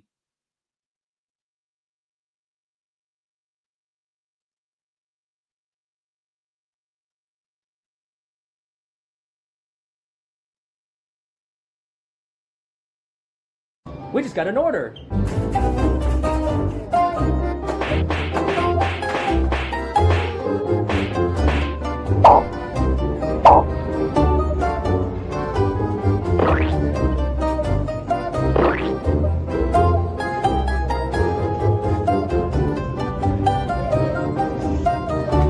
While he makes that pizza, what's up, baseball fans and pizza lovers? In celebration of the start of the baseball season, we've got a home run of a deal for you. We're offering 50% off all menu items on Mondays and Tuesdays and 25% off bowling. Don't strike out on this amazing deal. Check out our menu in the description of this video and start ordering now. Delivery is also welcome. This offer goes through April.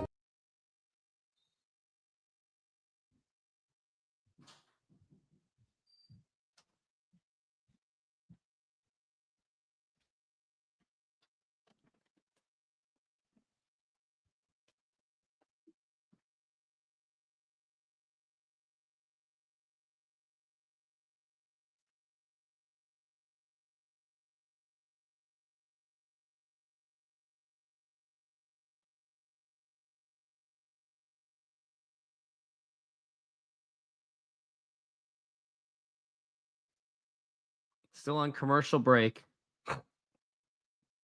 So I think I forgot to tell you guys, I'm on 15. Magic number is now 85. I've done 15 of 22 Mariners games. Yeah, Mitch Garver hit a nice little comebacker and went to Schultz. And Vlad Jr. nearly lost it.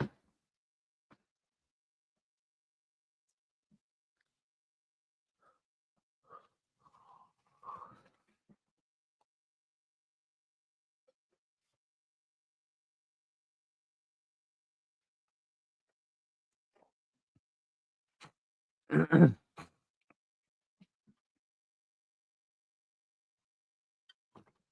now we got Vlad Jr. and now the pitch. And that's going to be a strike.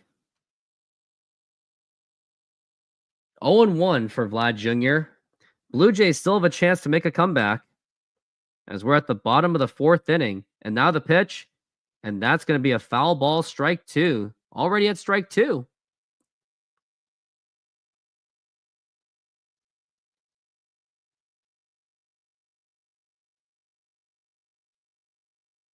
We're at 0-2, and now the pitch, and that is still reaching for a foul ball, still 0-2.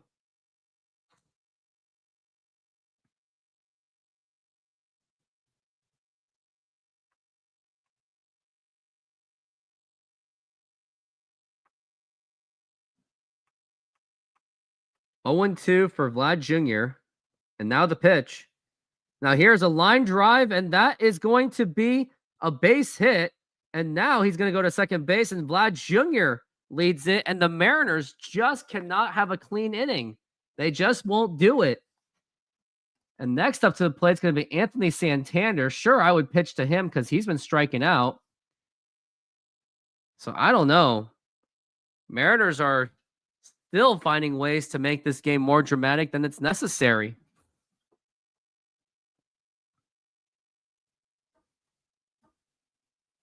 It's now at 6-3.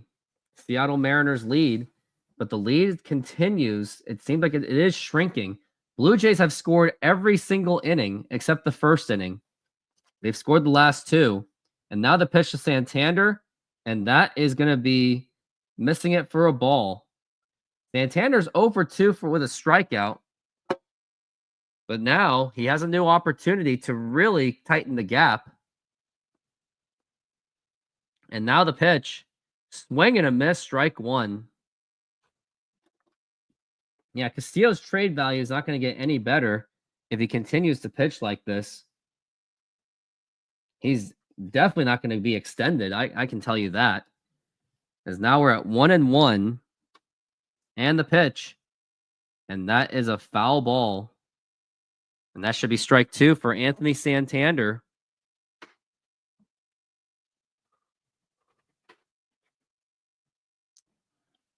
As now we're at 1-2 for the Santander man.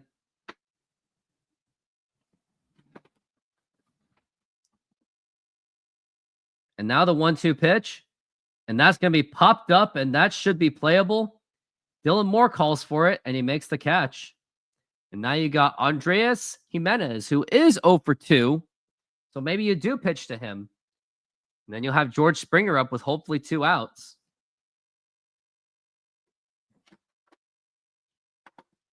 Castillo, his chase rate has gone down, whiff rate has gone down, and strikeout rate has gone down.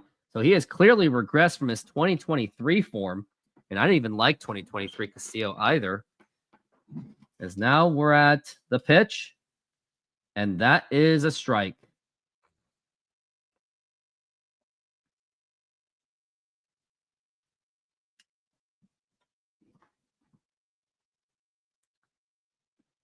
We're at 0-1 for Andreas Jimenez. He is 0-2. Castillo at 76 pitches. And the pitch. And that's going to be a foul ball, strike two.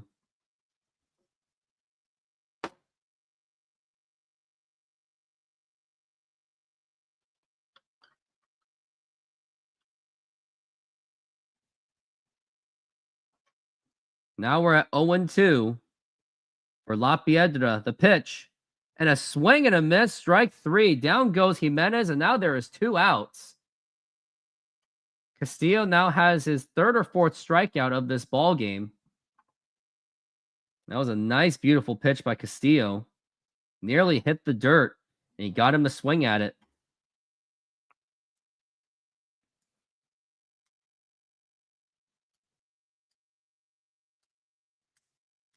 And the pitch to Springer.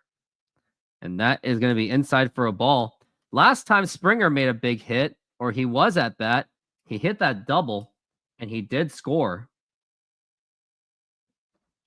As now we're at 1-0 for Luis Castillo. And the pitch.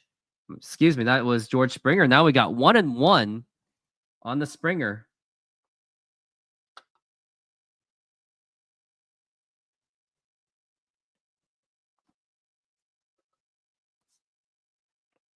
Yep, Castillo has to go 5 innings. I agree. And now the 1-1. And that's going to be inside for a ball, 2-1.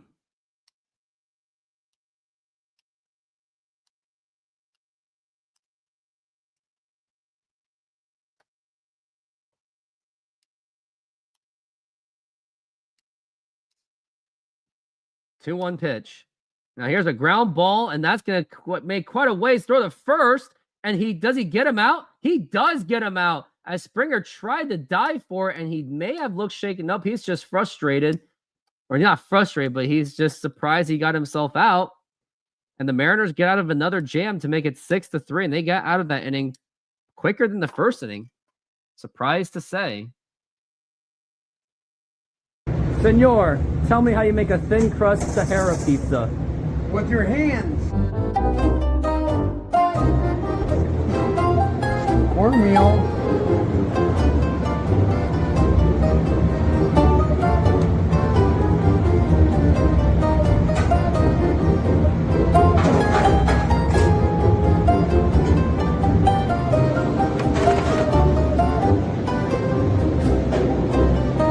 While he makes that pizza, what's up, baseball fans and pizza lovers? In celebration of the start of the baseball season, we've got a home run of a deal for you. We're offering 50% off all menu items on Mondays and Tuesdays and 25% off bowling. Don't strike out on this amazing deal. Check out our menu in the description of this video and start ordering now. Delivery is also welcome. This offer goes through April. And that's how you make Sahara pizza. Beautiful thin crust.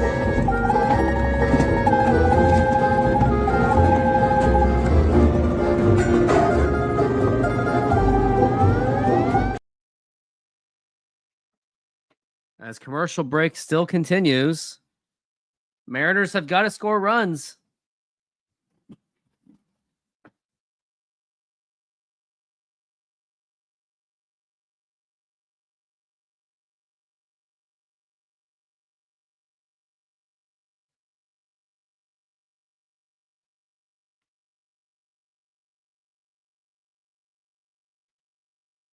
And we are back from the break.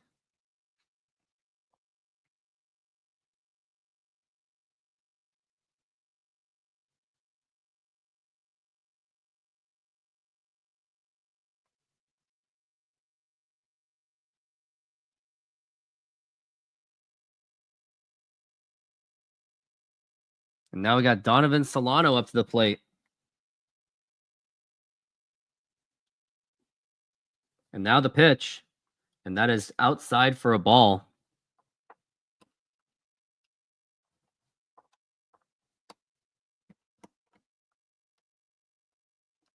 We're at 1-0 for Donovan. And the pitch. And that is going to be a strike, 1-1.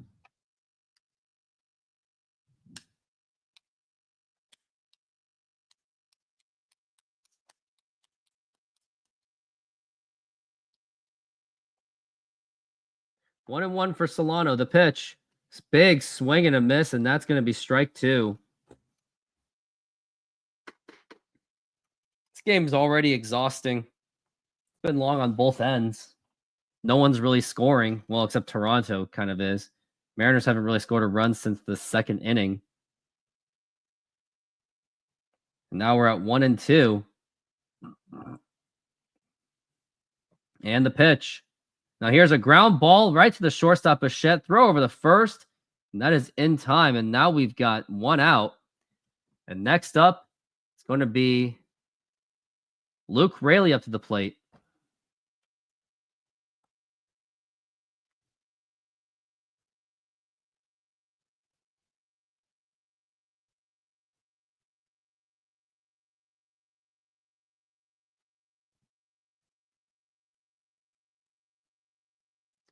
Luke Raley, and now the pitch. He is 1 for 2.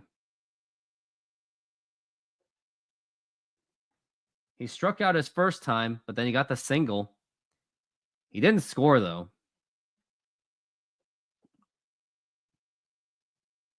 And now the 0-1 pitch, and that's going to be fouled back and strike 2.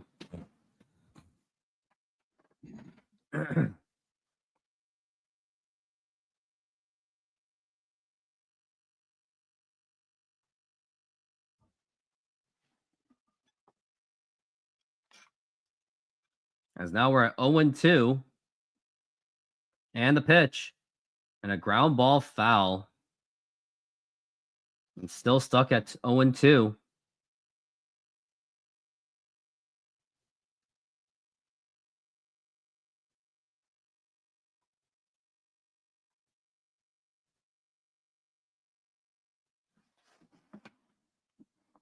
Now at 0-2 for Luke Raley.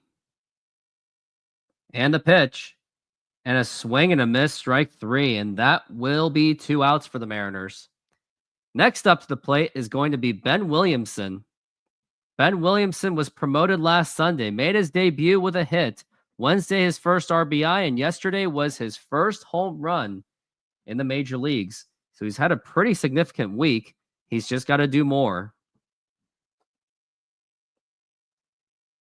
And Ben Williamson is working on an 0 for 1 so far. He did walk, though. Now the pitch and a big swing and a miss, and that's going to be strike 1. Schultz is actually still pitching. He's at 42 pitches in this game. Got to give him a lot of credit that he was able to somewhat hold on to this. Hasn't given up a run since he took over.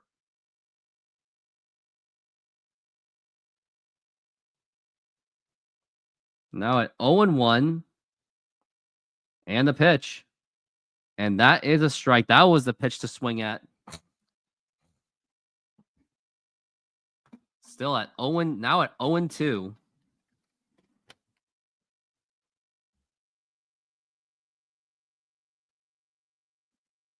And now the 0-2 pitch. And now here's a ground ball right to third base. Easy play. Throw to first in time. And that's going to be a 1-2-3 inning for the Toronto Blue Jays. And they have a chance to do damage with Luis Castillo probably pitching one more inning. And now we go into the bottom of the 5th. Blue Jays coming up. We got an order for a Hawaiian pizza.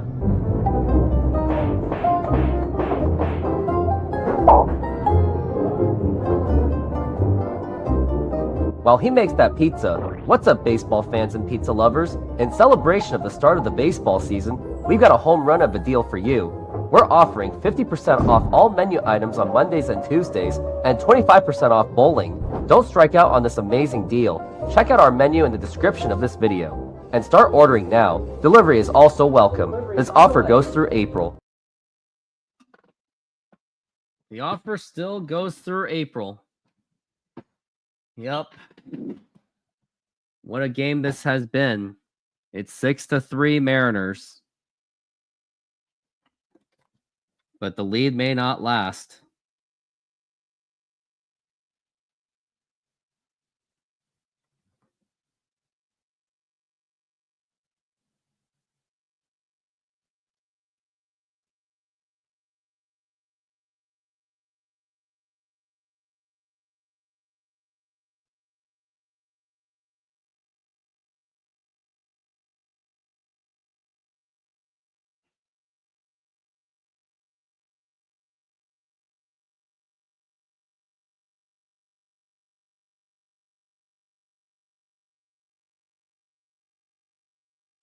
And we are back from the break.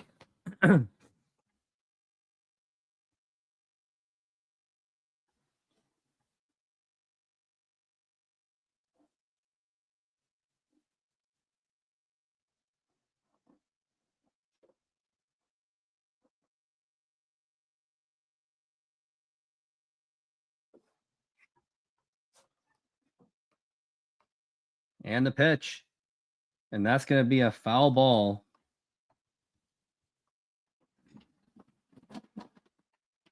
It's Barger up to the plate. He is 1 for 1 with a double. But can he do more? The pitch. And that is a ball again, as Luis Castillo is still on this mound. He's at 84 pitches. I would imagine, yep, he is definitely only going to have 5 innings, as Colin Snyder's is up on the mound. And the pitch. And low for a ball again. And that is going to be 2-1 to count.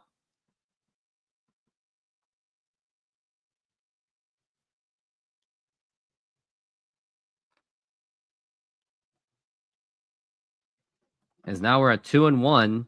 And now the pitch. And that's going to be popped up and fouled.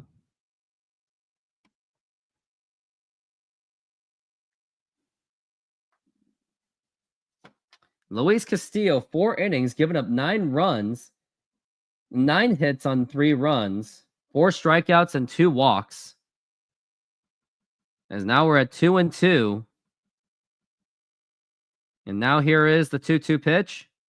And a swing and a miss, strike 3, and that is going to be 1 out.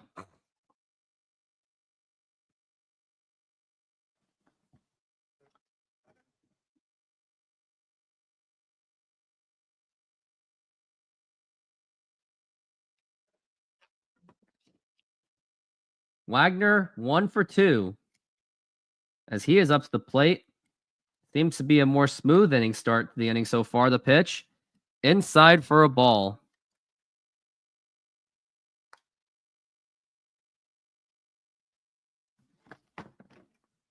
As now we're at 1-0. And the pitch. And that's going to be foul ball. And that is now a 2-0 count. Or I'm sorry, a 1-1 count on the La Piedra going up against the Wagner. We're at 1-1. And now the 1-1 pitch. And foul ball, strike 2. It's good to see Luis Castillo getting those strikes real fast. Mariners are 4 innings away after this inning from completing a 2 out of 3, but they must hang on. As now we're at 1-2. And now the 1-2 pitch. Outside for a ball, 2-2.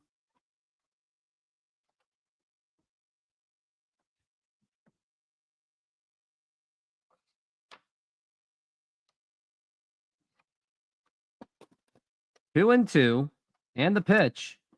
And that is a foul ball still. And that's going to be 2-2 the still.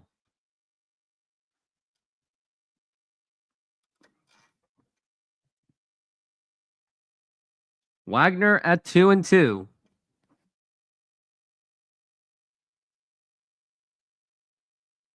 And now the pitch. And now here's a ground ball right to Dylan Moore. Throw to first. And that is in time. And that's going to be 2 outs.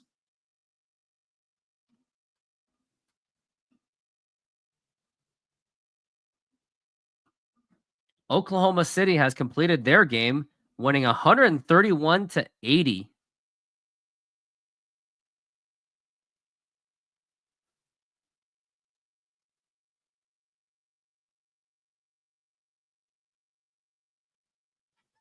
Now we're at Heineman, who's up. He is 2 for 2. He's on fire. The pitch, and that's a foul ball.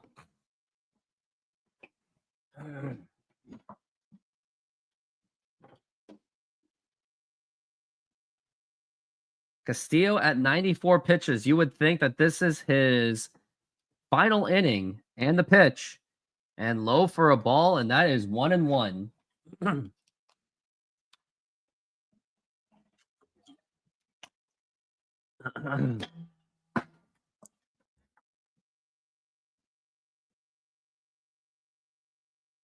And now the 1-1 pitch.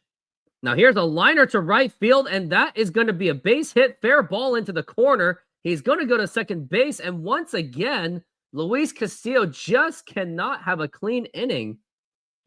I think like you're going to go to the bullpen after this, and I think Dan Wilson may have seen enough out of this. That was a nice hit by Heineman. It was a fair ball. And I wonder if that would be reviewed. And Luis Castillo, he is feeling the pressure.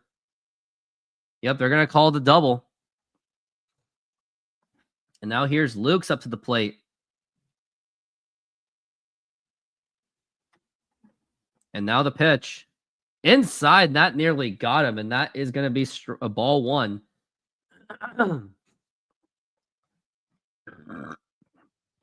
Nathan Lukes into a fielder's choice and a sacrifice fly.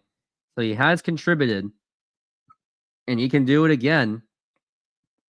The 1-0. And that is outside for a ball. We're getting close to 100 pitches for Luis Castillo. He's at 98 pitches. And he's got to complete this inning to give the bullpen some more wiggle room. And now the 2-0 pitch. And that is a foul ball, strike 1. It's almost like you're celebrating a foul ball at this point.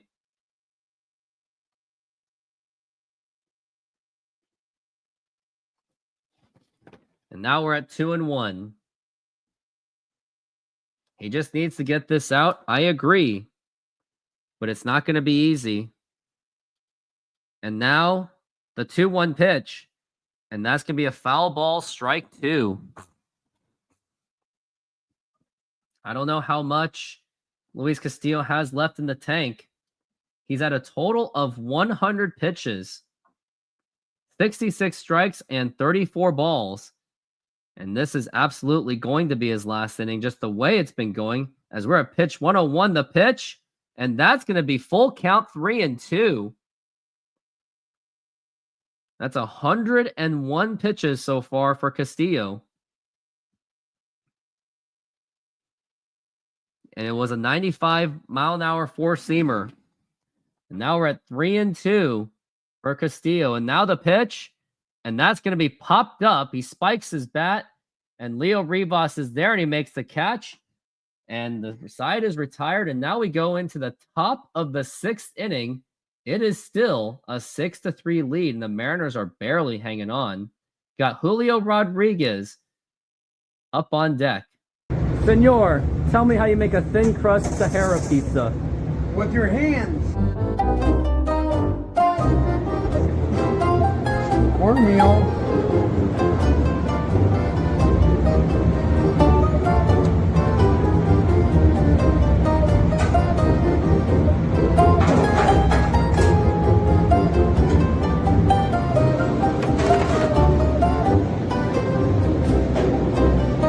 While he makes that pizza, what's up, baseball fans and pizza lovers? In celebration of the start of the baseball season, we've got a home run of a deal for you. We're offering 50% off all menu items on Mondays and Tuesdays and 25% off bowling. Don't strike out on this amazing deal. Check out our menu in the description of this video and start ordering now. Delivery is also welcome. This offer goes through April. And that's how you make prosciutto pizza. Beautiful thin crust.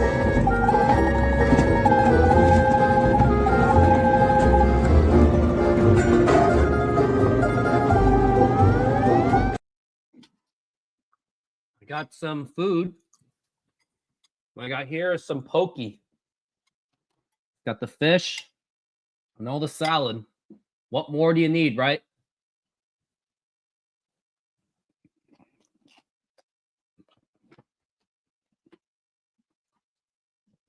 Now there's some guy showing his collection. And it's actually over.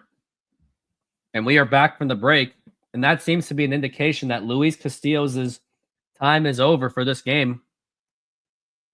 He struggled, but he somehow kept it to within 3 runs. Giving up 3 runs, shall I say.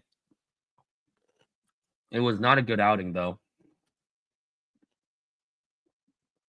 Did not like what I saw. And now here is Leo Rivas. And that is a strike. Leo Rivas is now 1 for 2.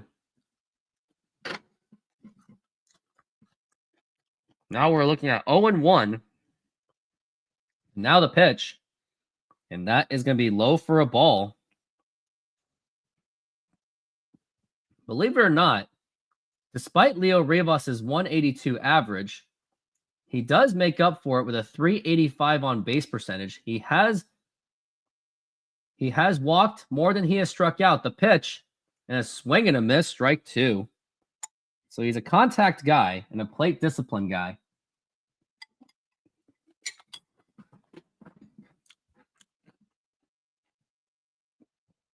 And now we're at 1-2 for Leo.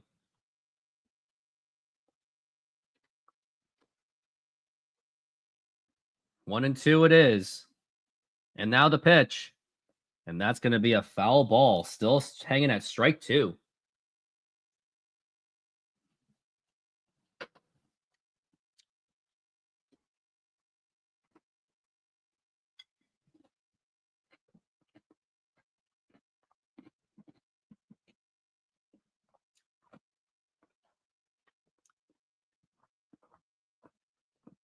One-two pitch. And foul ball again. And Leo Rivas is continuing to fight it off the best that he possibly can.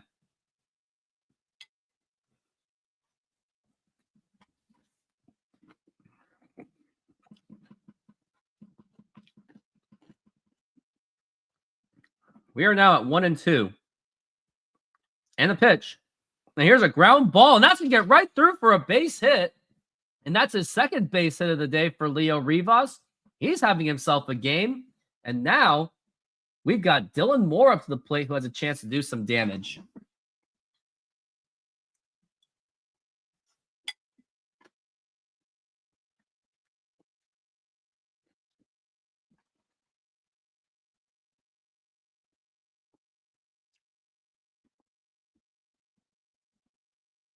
Got Dylan Moore, who is 1 for 3.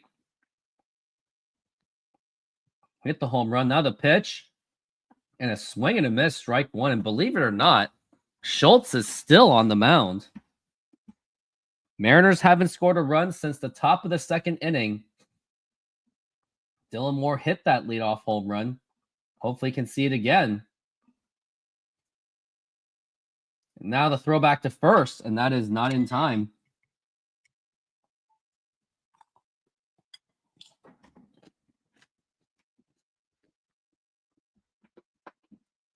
And now we're at 0-1 for the Moore.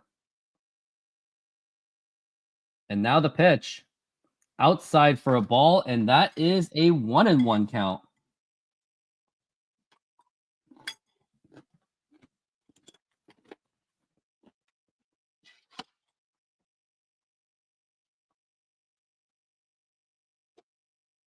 And now we're at 1-1.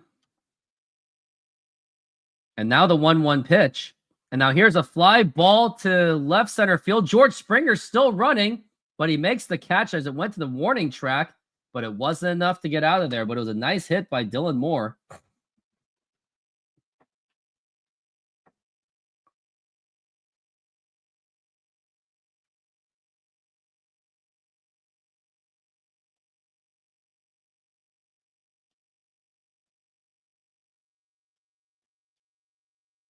And now we got Julio Rodriguez up to the plate. And this is his chance to step up and really build that lead for the Mariners. He is 1 for 2. The throw back to first, and that is not in time.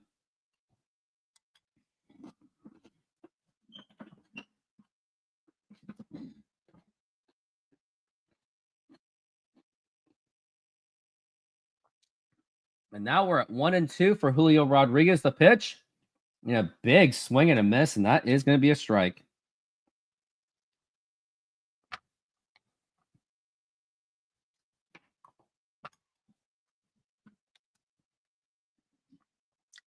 Oh, 0-1 for Julio Rodriguez, as he is 1 for 2. And the pitch inside, and that's a ball that nearly got him, and that is going to be ball 1.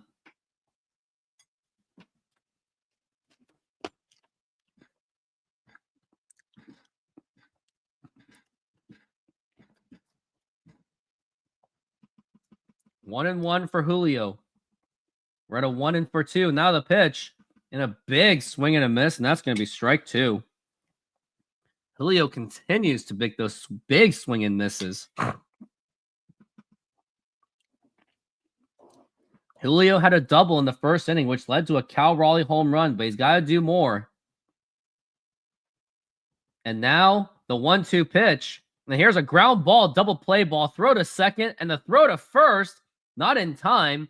But now you got 2 outs, and now you got Cal Raleigh up to the plate, where we could really use another home run out of him.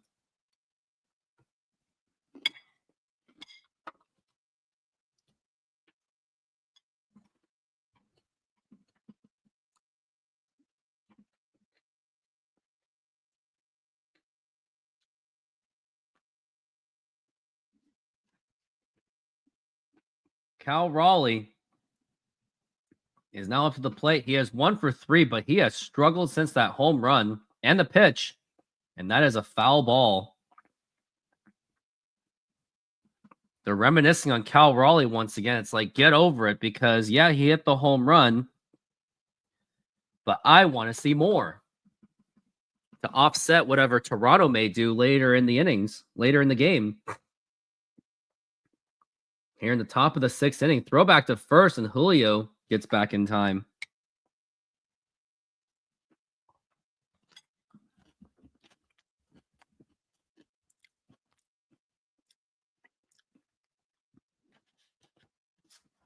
We're at 0 for 1.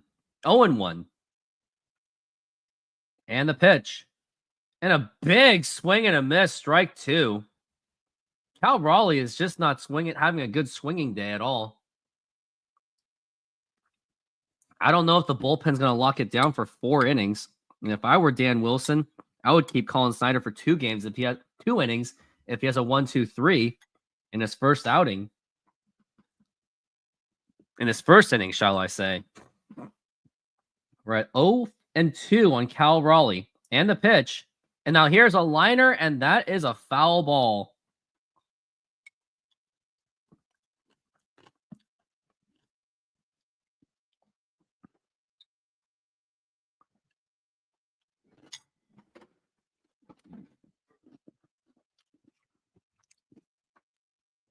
As now we're at 0 and 2, the pitch. And that is, did he go? He did not. That's going to be 1 and 2.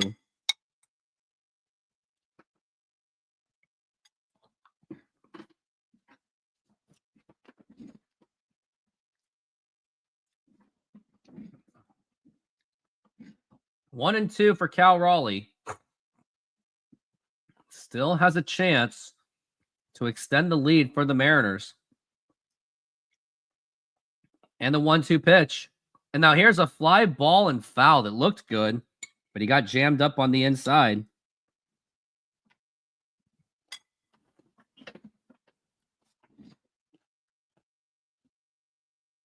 We're at 1 and 2 for the dumper.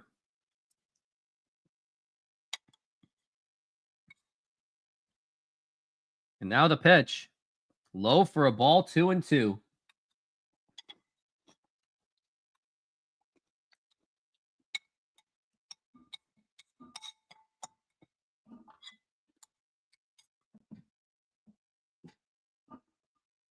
Two and 2. Cal Raleigh on a tough spot. The 2-2 pitch and a swing and a miss, strike 3, and that's going to retire the side. We go to the bottom of the 6th inning. It is a 6-3 Mariners game. Senor, tell me how you make a thin crust Sahara pizza. With your hands. Cornmeal.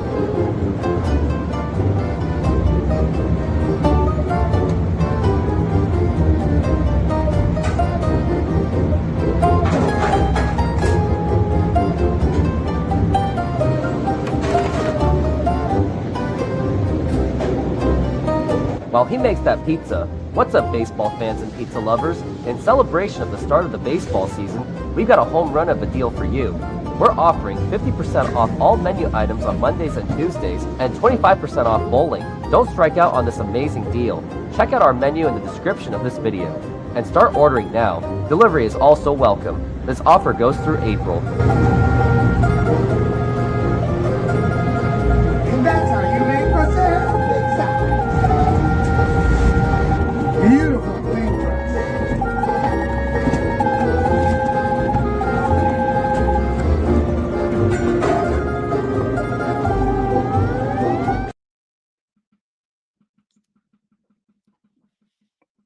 This game is really just making me more nervous as it goes.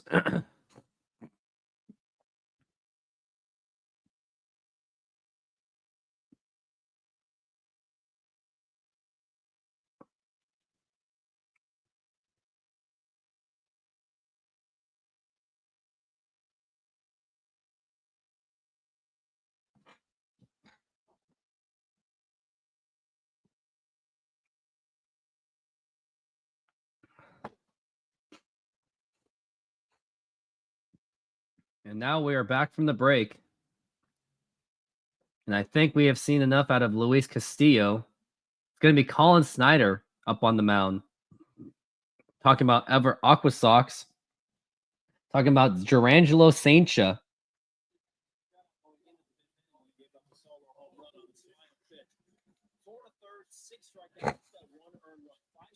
Four strikeouts in 4 innings of work. This is such a special, unique player. President Baseball Operations Jerry Dakota here, guys, talking to him. And the pitch to Bichette. And that's going to be popped up. And that will be Leo Rivas who makes the catch.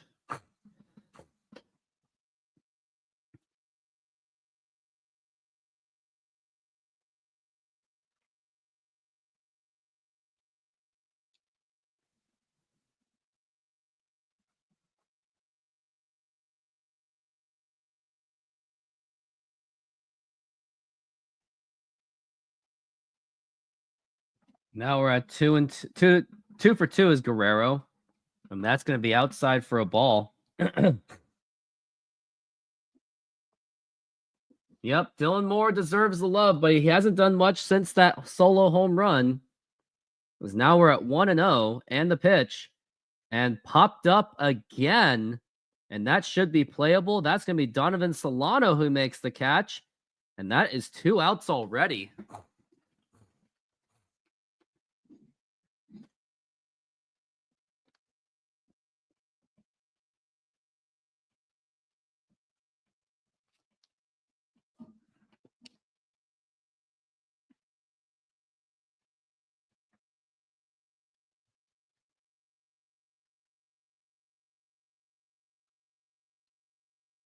And the pitch. And a swing and a miss, and that is strike 1.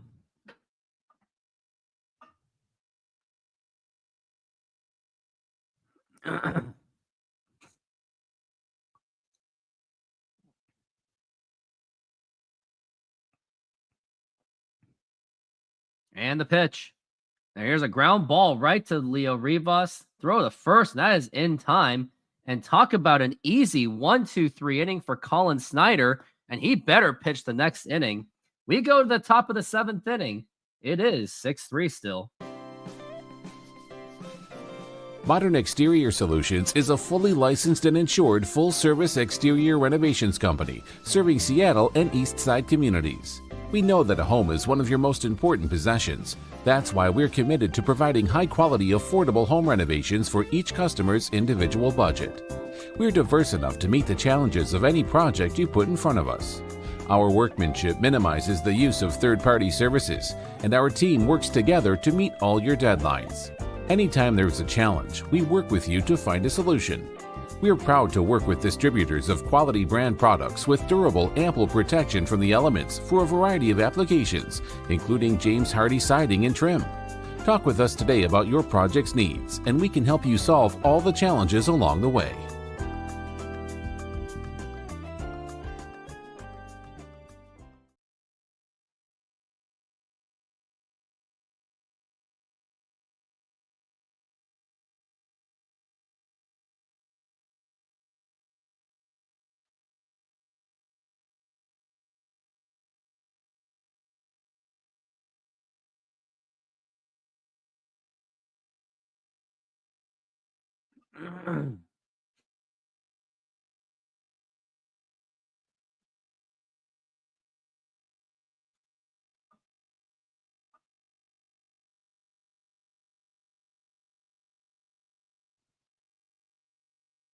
And now we are back from the break.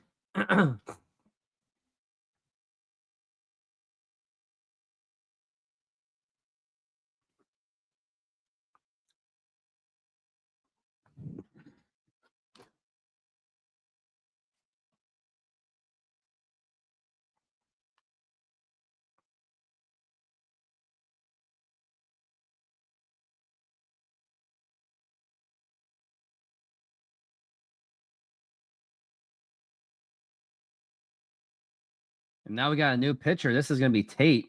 And the pitch to Randy Arozarena. And a ground ball foul. Mariners still hanging on to a 6-3 lead. They've got to increase that lead to give them another chance. To at least have a chance to go 2 of 3. The pitch. And that is outside for a ball.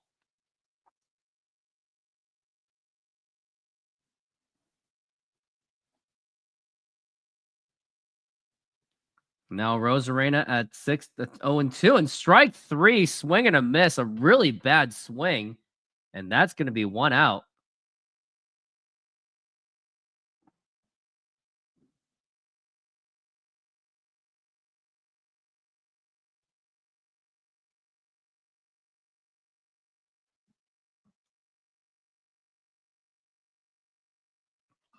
And now the pitch to Mitch Garver.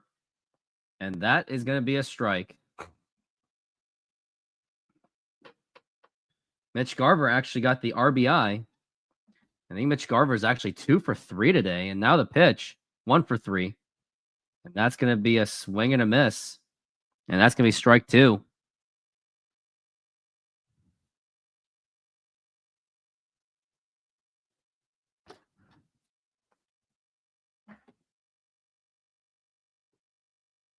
Now we're at 0-2. Now the pitch.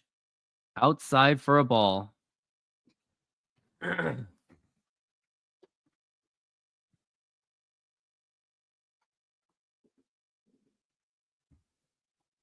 We're at 1-2.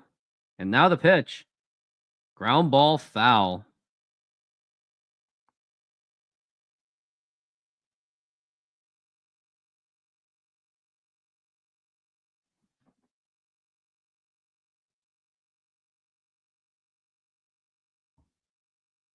And the pitch. And that is inside for a ball.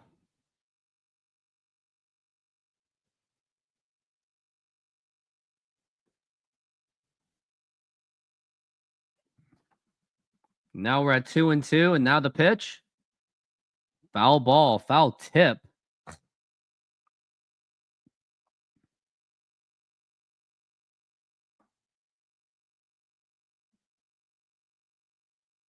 Now we're at 2-2 for Mitch Garver.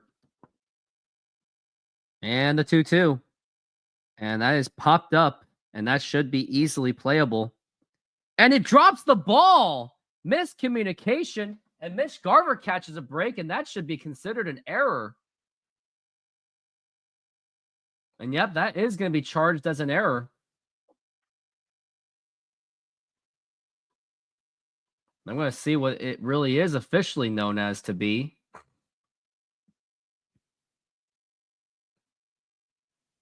Doesn't say exactly what it was, but I think it was an error.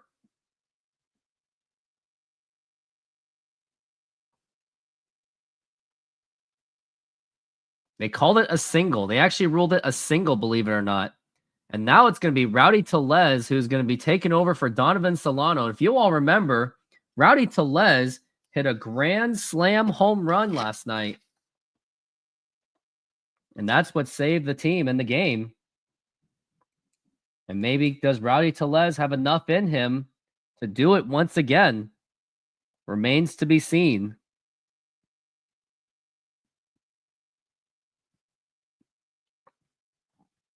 Yeah, and that's what I'm thinking. Another bomb would be crazy.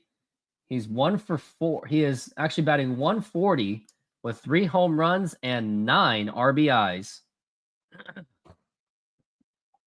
Let's see if Tellez have anything else left in the tank. And now the pitch. And that is outside for a ball. The Toronto Terrorists, Tellez. It's kind of funny if you think about it. We got a 1-0. And the pitch. And that is going to be up high for a ball, 2-0.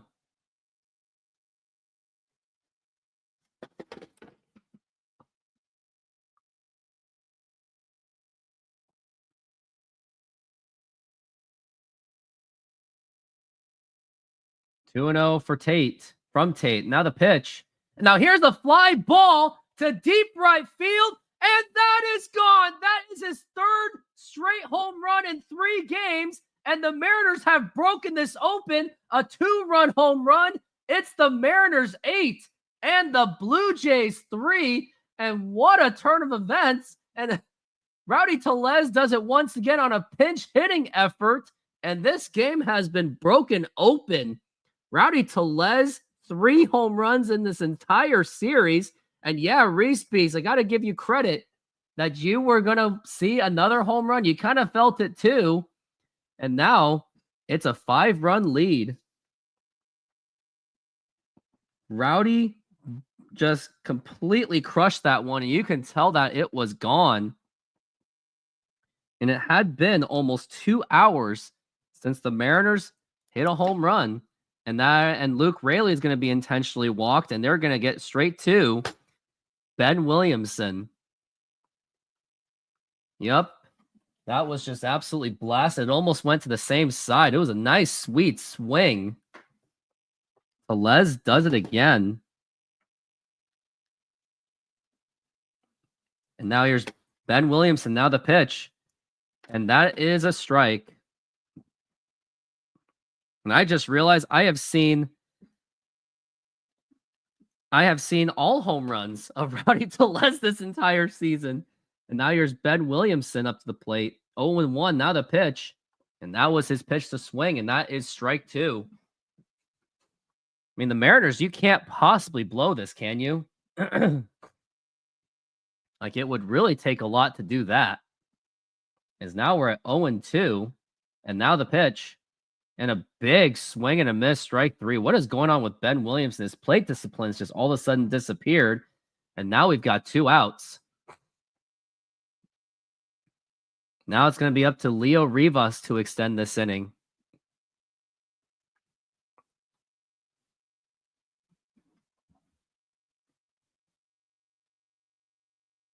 It was Mitch Garver who got on base. And now the pitch to Leo Rivas. And that is a strike.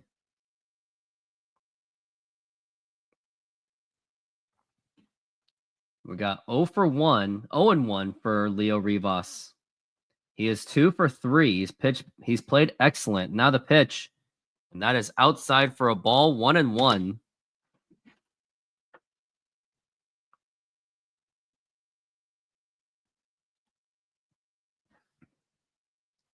Rowdy Tellez has been the unlikely hero of this series.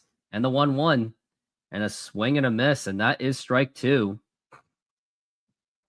Who would have thought that Rowdy Tellez would hit another home run? He hit a home run in the first game, hit the grand slam in the second game, and he hit another home run today. That's 3 home runs for the Mariners. They literally live and die by the home run. As now we're at 1-2, and the pitch. And low for a ball again. That is 2-2 the count.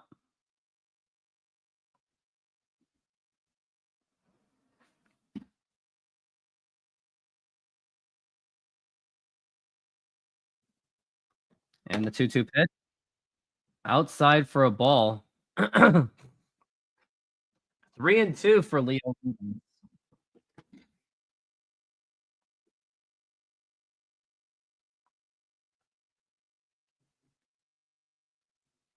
Now we're at 3-2 for Rivas, and that's going to be foul ball.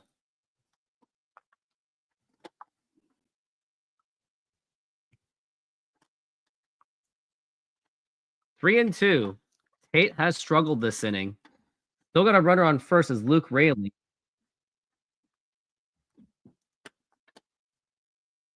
And now the pitch.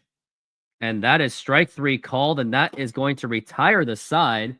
But the Mariners get 2 more runs, and now we go to the bottom of the 7th inning as Rowdy Tellez just belted a huge home run. And now it is time for the 7th inning stretch. And I got to get my Louie ready. Give me just a moment.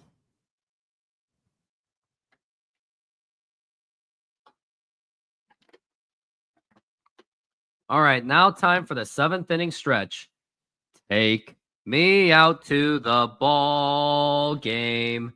Take me out to the crowd. Buy me some peanuts and Cracker Jacks. I don't care if I ever get back, so let's root for the Mariners. If they don't win, it's a shame. It would be a shame because Cal Raleigh, Dylan Moore, and Rowdy Tellez hit home runs today. 4, it's 1, 2, 3 strikes, you're out at the old ball game. Ready for the Louie. Louie.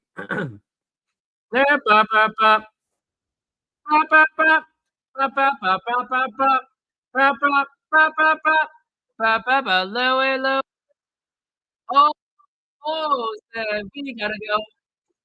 Yeah. So, hello. Oh, baby, said we gotta go. A fine little girl, she waiting for me. I catch a ship across the sea. I on a ship all alone. And now we are back from the break as Rowdy Telez and Cal Raleigh and Dylan Moore have well contributed to this game. And Colin Snyder, as he had a 1-2-3 inning. And why are they okay? I don't get it. Why are you pulling Colin Snyder after 5 pitches? 5. I don't like that idea.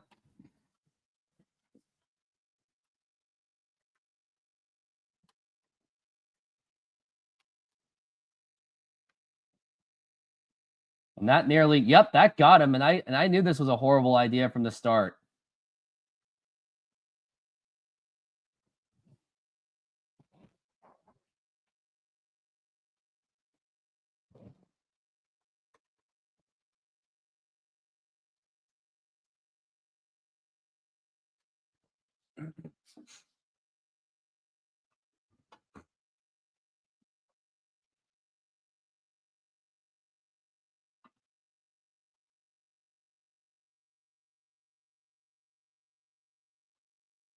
And now the pitch.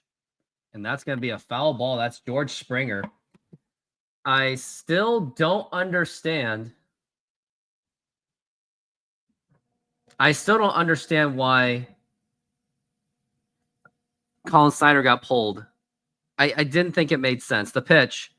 And that is outside for a ball. And the struggles are continuing. And my points have been validated.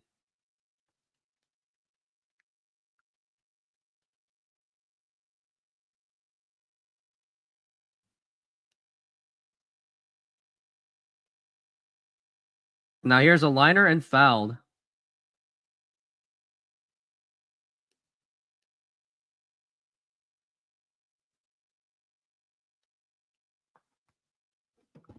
Yep, and that may have just given my bets some kind of life. And now we're at George Springer, and now we're at the 1-2. And the pitch. Up high for a ball, and Gabe Spires losing control. Money line is locked up. As now we're at 2-2 for George Springer. I still don't understand why you pulled Colin Snyder after just 5 pitches. It was an easy 1-2-3. And the 2-2 up high for a ball, and that is 3-2.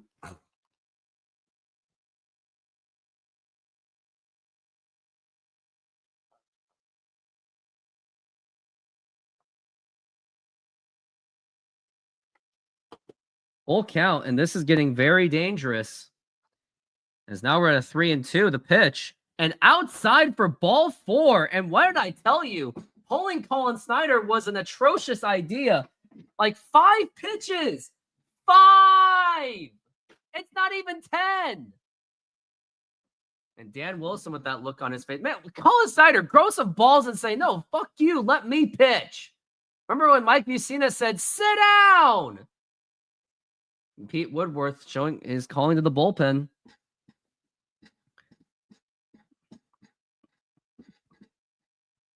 Now it's 2 men on.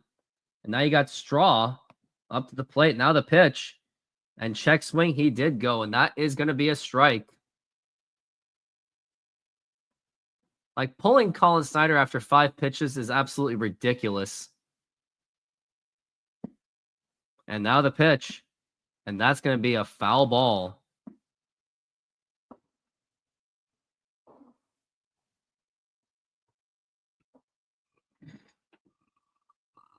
Now I got some activity in the bullpen. Got Legumina and Trent Thornton.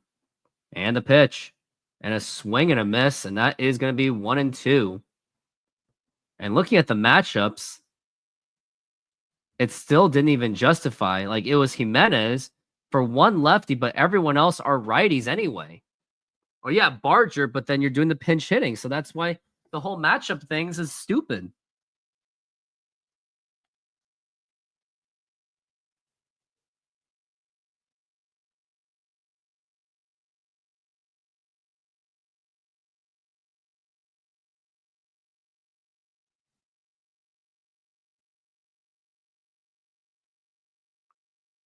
And the pitch. And now here's a ground ball. Could be a double play ball. Nope. It's going to go to the first in time.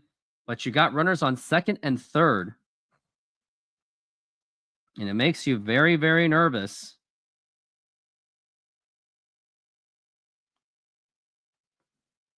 Matchups lead to Robbie Ray versus Yordan Alvarez. That's exactly what I'm thinking. And it really wasn't a smart move. It was off the glove of Gabe Spire, which led to Dylan Moore to make the play at first base. It's 8-3 Mariners. Actually, there's 2 outs. And the fact that you're pitching into a jam is a possibility. But I would have stayed with Colin Snyder, and I'm going to keep saying it. And that is check swing. Did he go? He did. Yes, he did.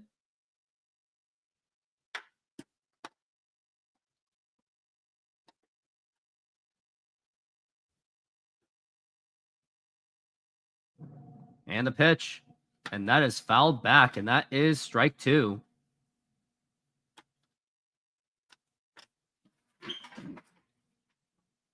As now we're at 0-2 on Gabe Spire. Or Heineman, shall I say. It was 3 for 3, by the way. And the pitch. And a swing and a miss, strike 3, and that's going to retire the side. No runs given up, but the idea that you wasted another bullpen arm, if you had just had Colin Snyder stay in there. Now we're going to go into top of the 8th inning. Senor, tell me how you make a thin crust Sahara pizza. With your hands.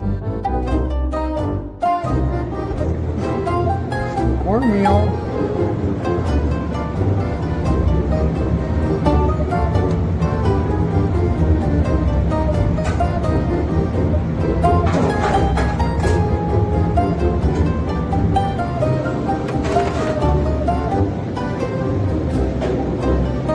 While he makes that pizza, what's up, baseball fans and pizza lovers? In celebration of the start of the baseball season, we've got a home run of a deal for you.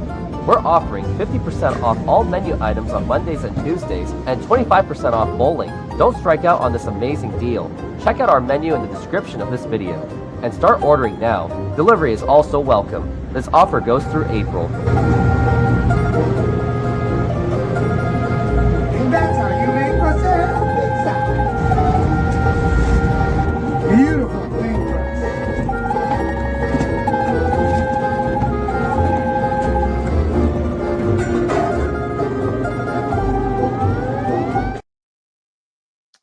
And we are going to be back from the break real soon, as they're showing an amazing casino and restaurant.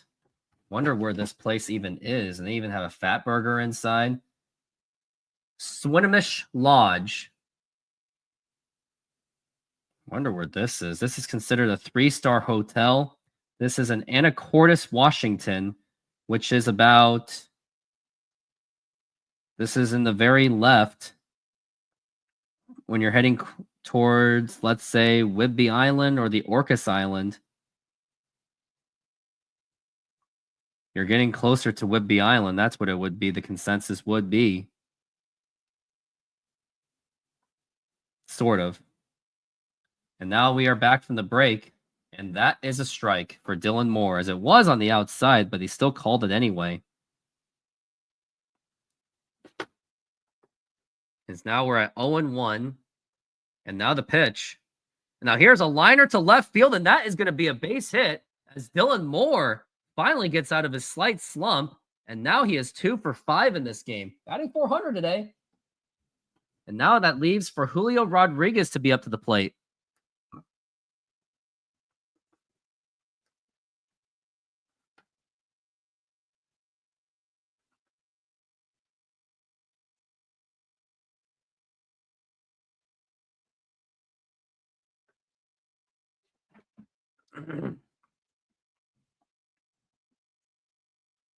And now the pitch. And that is low for a ball.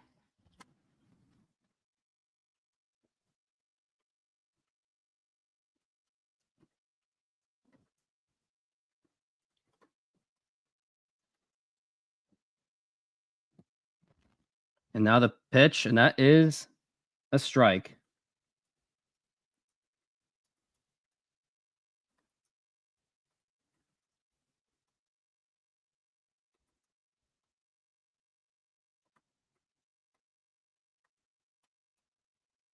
And the pitch. And that is going to be inside for a ball.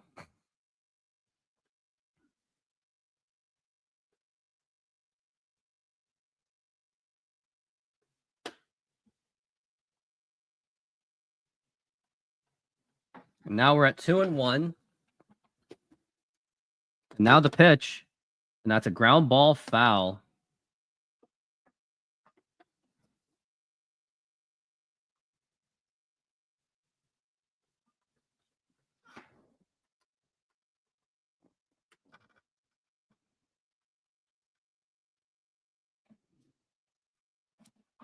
As now we're at 2-2 for Julio Rodriguez, the pitch. And that's going to be popped up. And that'll be straight to the second baseman. And he makes the catch.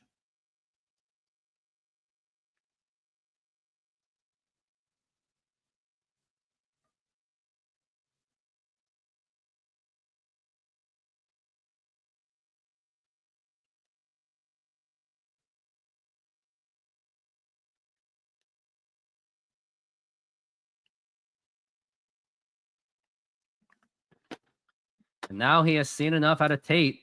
And now they're going to go to the bullpen. And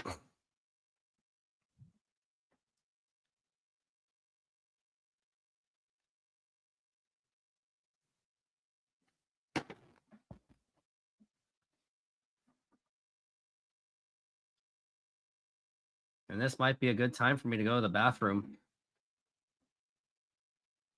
We just got an order.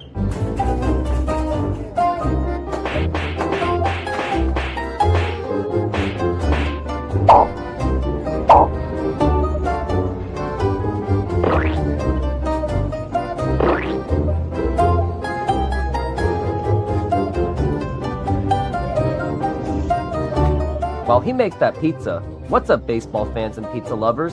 In celebration of the start of the baseball season, we've got a home run of a deal for you. We're offering 50% off all menu items on Mondays and Tuesdays and 25% off bowling. Don't strike out on this amazing deal. Check out our menu in the description of this video and start ordering now. Delivery is also welcome. This offer goes through April.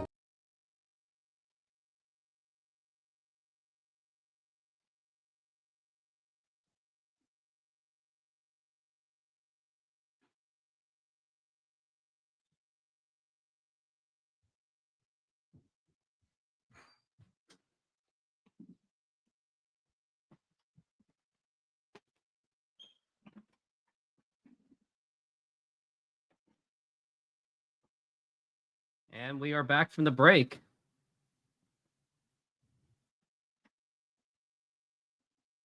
Brad Adam, who has been with this Mariners organization for many, many years. Ryan Sloan, another possible prospect. He's a second-round pick in 23. In 3 innings in his last start, he had 7 strikeouts and 1 walk. And now it's up to Cal Raleigh, who's on his right side. Maybe this is a chance for him to hit the home run, as he will have to. I would like to see it, the pitch. Now here's a fly ball. It looked promising, but it is fouled. He's really trying. He's really trying. This is Mason Fluharty, who's just coming out of the bullpen. In 7 games, he has earned 2 runs. He has 4 strikeouts and 4 walks. So maybe this is a chance for Cal Raleigh to do some damage.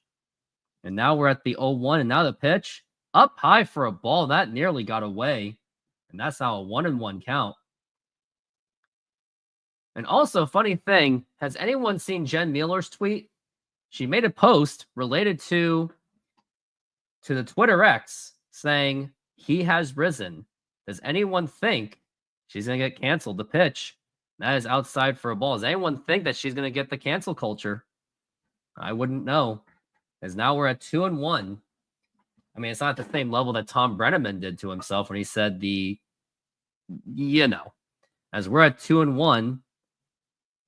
And now the pitch, no, it's going to be a pickoff, and that's going to be not in time for Dylan Moore.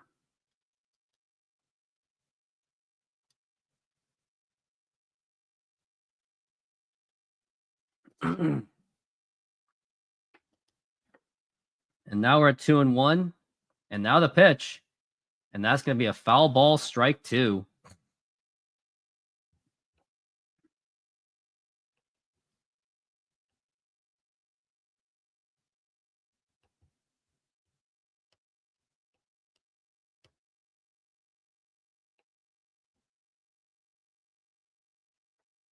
Now we're at 2-2. And the pitch. Up high for a ball, and that's going to be a full count, 3-2.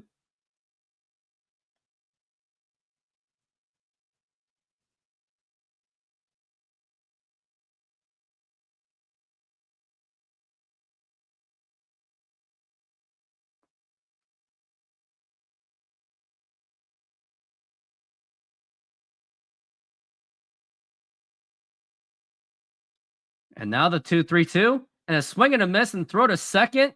And strike him out, throw him out, double play. And that is going to retire the side. And we go to the bottom of the 8th inning. Mariners tried to play aggressive, but did not work out. And now we have still 8-3. And I wonder who the next pitcher is. If it's going to be Edward Bizzardo, I'm shutting off this game.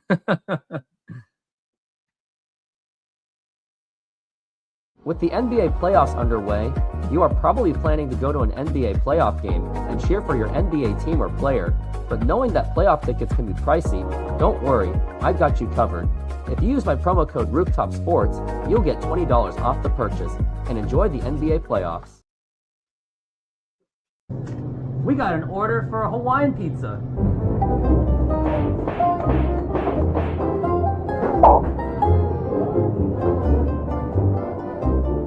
While he makes that pizza, what's up baseball fans and pizza lovers? In celebration of the start of the baseball season, we've got a home run of a deal for you.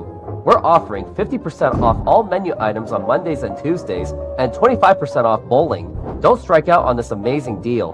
Check out our menu in the description of this video. And start ordering now. Delivery is also welcome. This offer goes through April.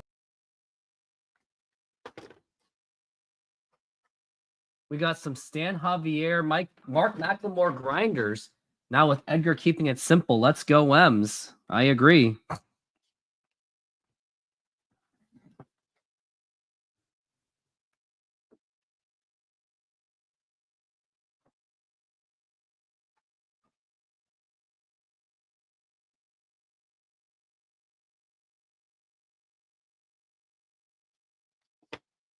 Looks like Trent Thornton is on the mound. You know what? I'm not against that.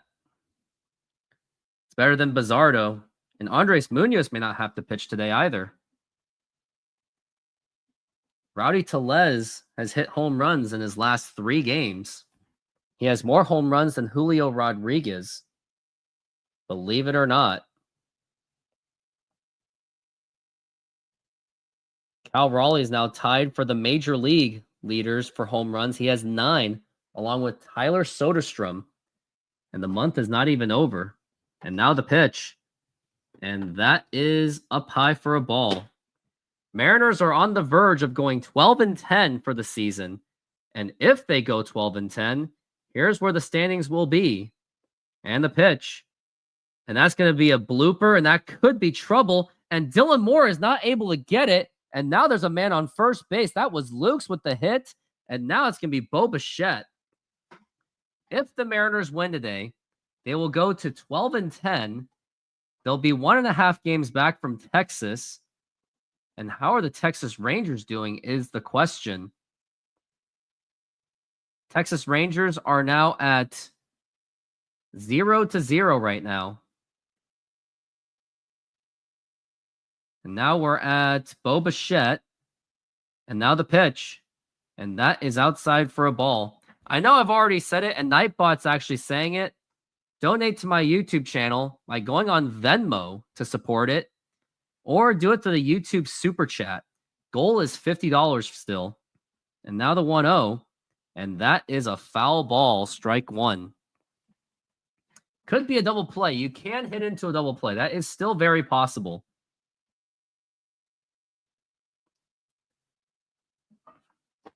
And now we're at 1-1. And now the pitch. And now here's a fly ball to left field. Is that going to be fair? That is foul, but that almost got a home run. And now we're at 1-2 for Bo Bichette. Got saved by the foul ball.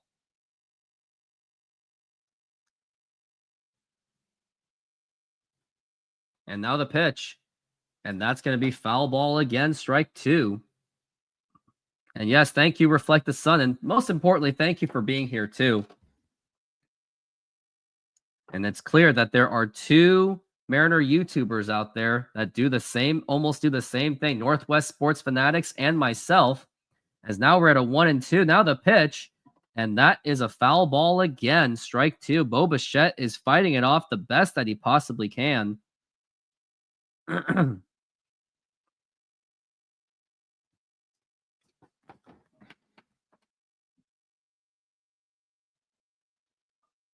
now we're at 1-2. And the pitch. Now here's a ground ball, and that's going to be Tellez. He tosses it over. Broken bat, but that's going to be 1 out. And what I would do is I would take the bat away from Vlad Guerrero Jr. and give Anthony Santander a shot. So far this season, I have made $62 in live streams this season. Would like to do $62 in a game. That would be really fun. And it would make it all worth it. It'd basically be a good shift. Nice little cute little shift. Minimum wage shift. I'd like that. Nice. Rowdy Tellez had some good defense on that. And now it's Vlad Guerrero Jr. And I would actually intentionally walk him. And the question is, are they going to? I don't think they will, but I think they should to get yourself in the double play with Anthony Santander coming up. He is now. Let's see where Santander is at. Santander is 0 for 4, so I don't understand why they're not intentionally walking him. And they're still letting him pitch. And now here it is. And that's going to be a strike. I would still go with the intentional walk. As we are at 0-1.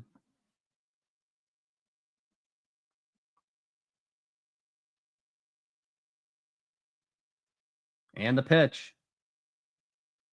I don't care about lefty righties. I don't. I really don't.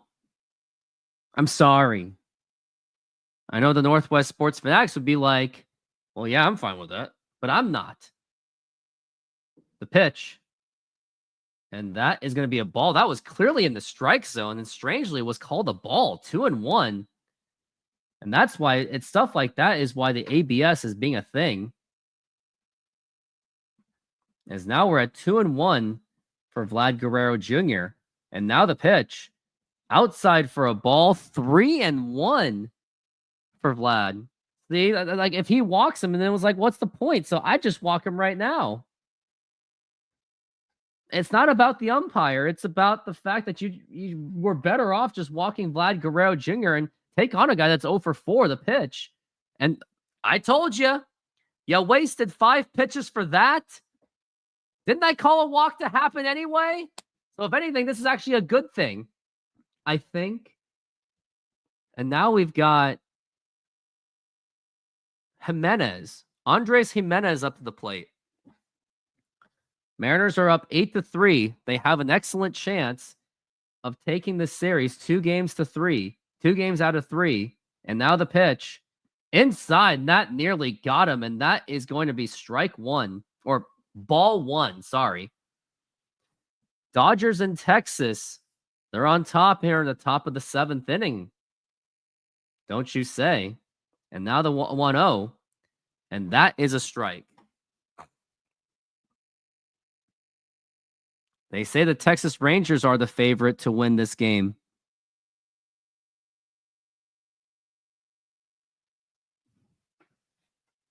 And now we're at 1-1, the pitch. And now here's a ground ball, double play ball, throw to second, and the throw to first. And that is in time for the double play. And that will retire the side. We go to the top of the 9th inning. It is still an 8-3 ball game. And didn't I tell you?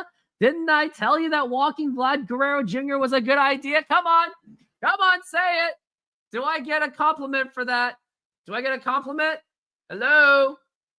Hello? Hello?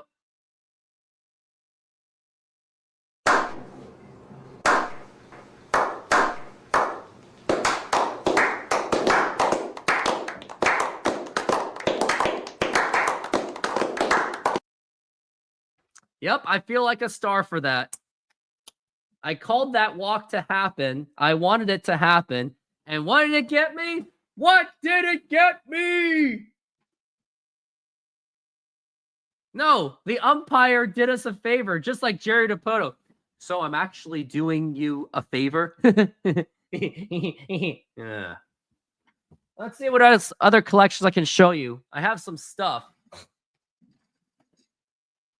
Yeah, what do I got here? I don't think I really have much.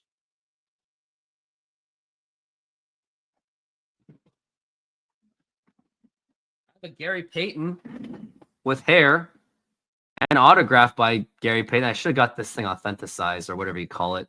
I should have got the authenticity for this. But yes, Gary Payton did sign this. Gary Payton. And then here's my other favorite one. I got Sean Kemp to sign this. Yeah, this was pretty cool. I'm never opening this. Trust the system. The culture is dang good, huh?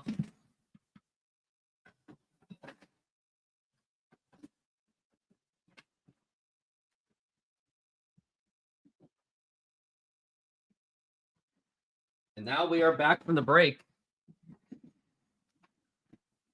Now here's Randy Arozarena, the pitch, and that is a strike. Rangers are the favorite to win the game.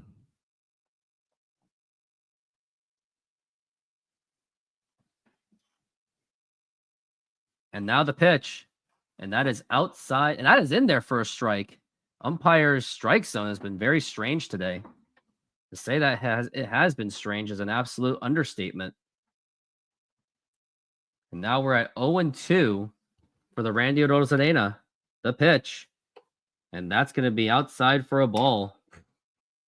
Cincinnati is destroying Baltimore 20-1. Who would have thought? And as we're at 1-2 for the Randy Arozarena.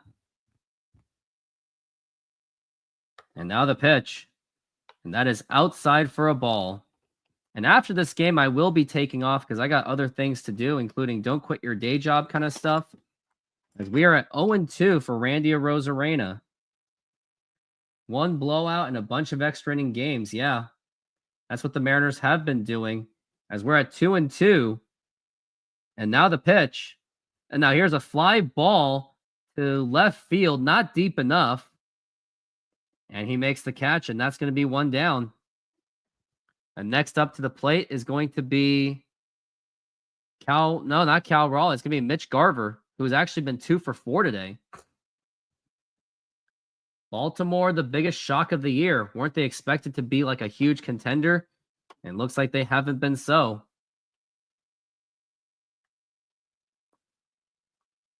Baltimore is now 9-11. Blue Jays at 12-9. Now the pitch. And that's going to be a strike. If the Mariners win this game, and Texas loses, that will put the Rangers at 13-9, Mariners at 12-10, which would be identically one game back. And now the pitch. And now here's a fly ball, more like a foul ball, and it's going to be not playable. Well out of play. Angels have been struggling last 10 games. They've been 3-7. Houston's grinding their way, along with the A's have been grinding their way. So it's been a very close competitive division. And now I want to go to my fantasy baseball team and see what they're up to while Mitch Garver's at the plate. And now we're at the 0-2. Outside for a ball.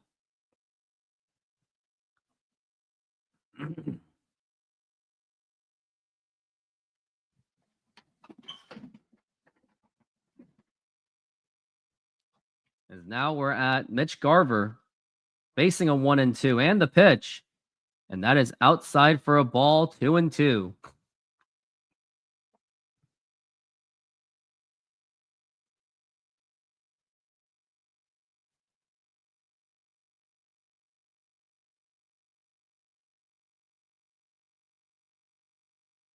As it is, 2-2, the pitch.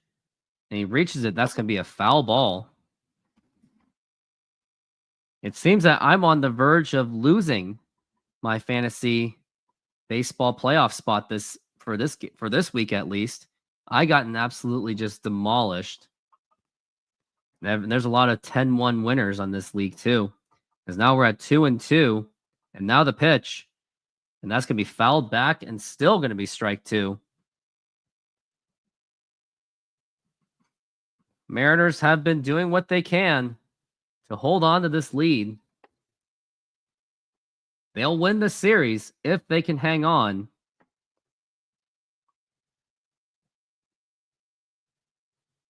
And the pitch. And that is low for ball 3. Mariners have 30 walks, more than the Baltimore Orioles. Now let's look at team perspective and stats. Who has the most walks? Mariners are actually 4th in the league in walks. And in terms of strikeouts, Mariners have struck out the 6th most. So they're actually doing better than even the Yankees. And the Mariners are the 2nd best stolen base team, but they've also been caught stealing the most. Batting average wise, Mariners are at 23. And now the pitch to Garver, and that's going to be popped up. Well, that was more like a bloop out. And now that's going to be 2 outs. And now it's up to Rowdy Tellez. Does Rowdy Tellez have another home run in him? Remains to be seen, which is why he's now up to the plate. If you're wondering how other teams are doing, the Boston Celtics are ahead of the Orlando Magic by 2 points.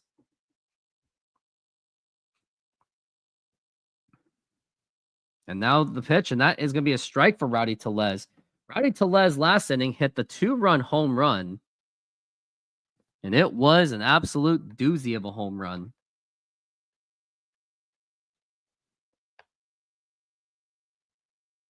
And now the pitch, and a swing and a miss.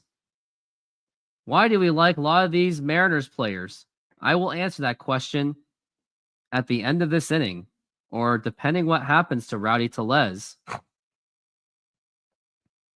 As we're at an 0-2, and now the pitch, and that's going to be low for a ball, and that is 1-2. Yeah, we would like to see another one out of Rowdy Tellez. He's at 4 home runs this season. Has a chance to make it 5.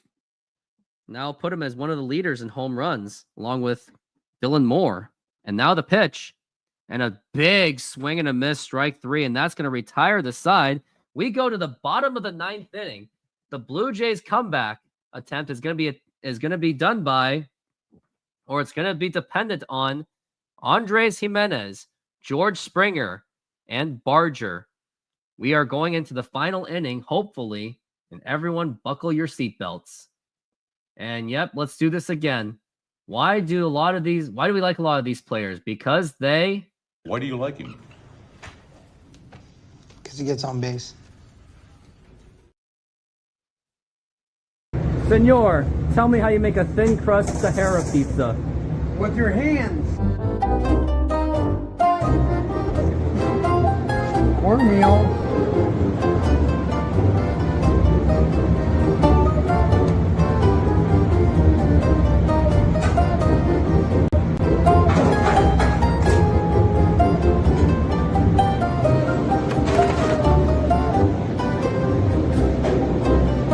While he makes that pizza, what's up baseball fans and pizza lovers? In celebration of the start of the baseball season, we've got a home run of a deal for you.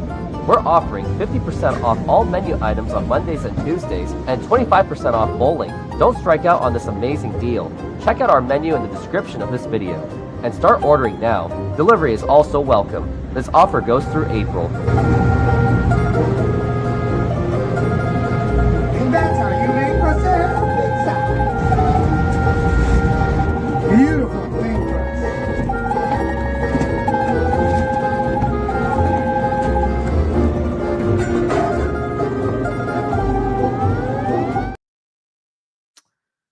We're getting close to being back from the break.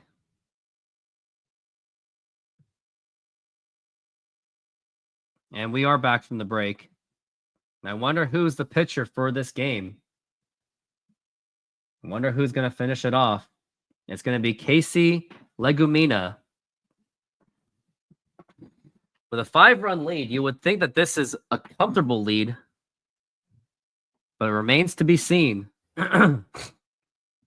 Brewers are absolutely demolishing the A's, 12-1. Wow. Looks like Soderstrom's not enough for that team, at least for today.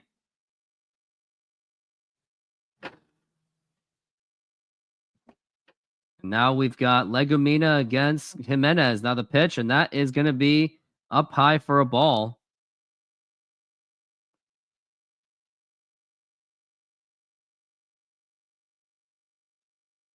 And the pitch again. And that's going to be a swing and a miss, strike one.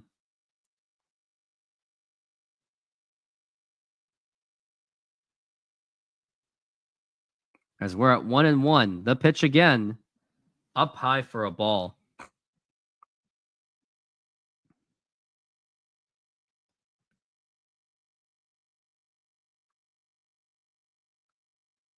Two and one.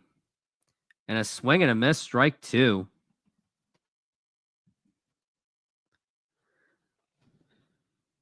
Wonder if the Astros have played by now. Astros will be playing on national television against the San Diego Padres. Framber Valdez against Dylan Cease. And the 2-2. Now here's a blooper, and that may just drop. Nope, Julio's going to catch it. And that is going to be one out.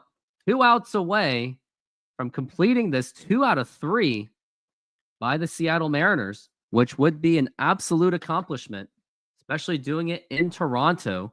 And I believe the last time the Mariners won a series in Rogers Center was in 2019. And that's when Julio Rodriguez was in the minor leagues. And now the pitch. And that is inside for a ball. Orioles giving up 23 hits. That's why you can never trade good pitching like Luis Castillo. And now the 1-0. And that is low for a ball. I guess you make a point there, Reflect the Sun. I can see why they didn't do it. And now we're at 2-0. And now the pitch. And that's going to be popped up. Springer notably frustrated. And now who's going to catch it? It's going to be Leo Rivas, and that will make the catch. And the Mariners are down 2, or the Toronto Blue Jays are down to their final out, as the Mariners are on the verge of completing an amazing 2 out of 3. And this has been one of their more clutch series other than the Cincinnati series. They were on the verge of losing, kind of. But actually, they were on the verge of losing several times in the last game. Now here's Straw, the pitch, and that is popped up. Is that going to be playable to Les? And he doesn't make, he makes the catch. He did make the catch. And the ball game is over. Tellez makes the catch. And the Mariners have now taken the series 2 out of 3. And an amazing catch by Rowdy Tellez. And he did make that catch before it hit the net. And Rowdy Tellez fittingly ends the ball game and the series. It was a great catch. And now Mariners can go into the Boston series with at least some kind of confidence going into it. And it was all thanks in part. It was all thanks in part to the heroics of Dylan Moore with a home run, Cal Raleigh with a big home run, Randy Arozarena's RBI, 2 RBIs, Mitch Garver made it 6-0, and Rowdy Tellez with the exclamation mark. And now Mariners have taken 2 out of 3 to complete the series to beat the Toronto Blue Jays. Now, before I go, I want you to put it in the comments and go, so the last time the Mariners won a series in the Rogers Center was 2019. And someone tell me what was in 2019. I can tell you this, that Donald Trump was on his first term. Bernie Sanders, I believe, was the favorite. Hillary Clinton was still in speculations of running. What else happened in 2019? I didn't even have my real estate license. I can tell you that. George Springer, Yordan Alvarez, and Kyle Tucker were an outfield core. The expansion of the NHL didn't even happen. Like lot of things have happened. COVID wasn't even a thing back then. So a lot has happened since the Mariners won a series at the Rogers Center. But that's it. I'm going to take off. Just wanted to say thank you very much for being here. Thank you for being part of my show. And once again, and also thank you, Reflect the Sun, for donating $2. If anyone else would like to pitch in some more, that'd be great before I sign off. But I am going to take off, and this is it. And everyone, have a good day and go Mariners.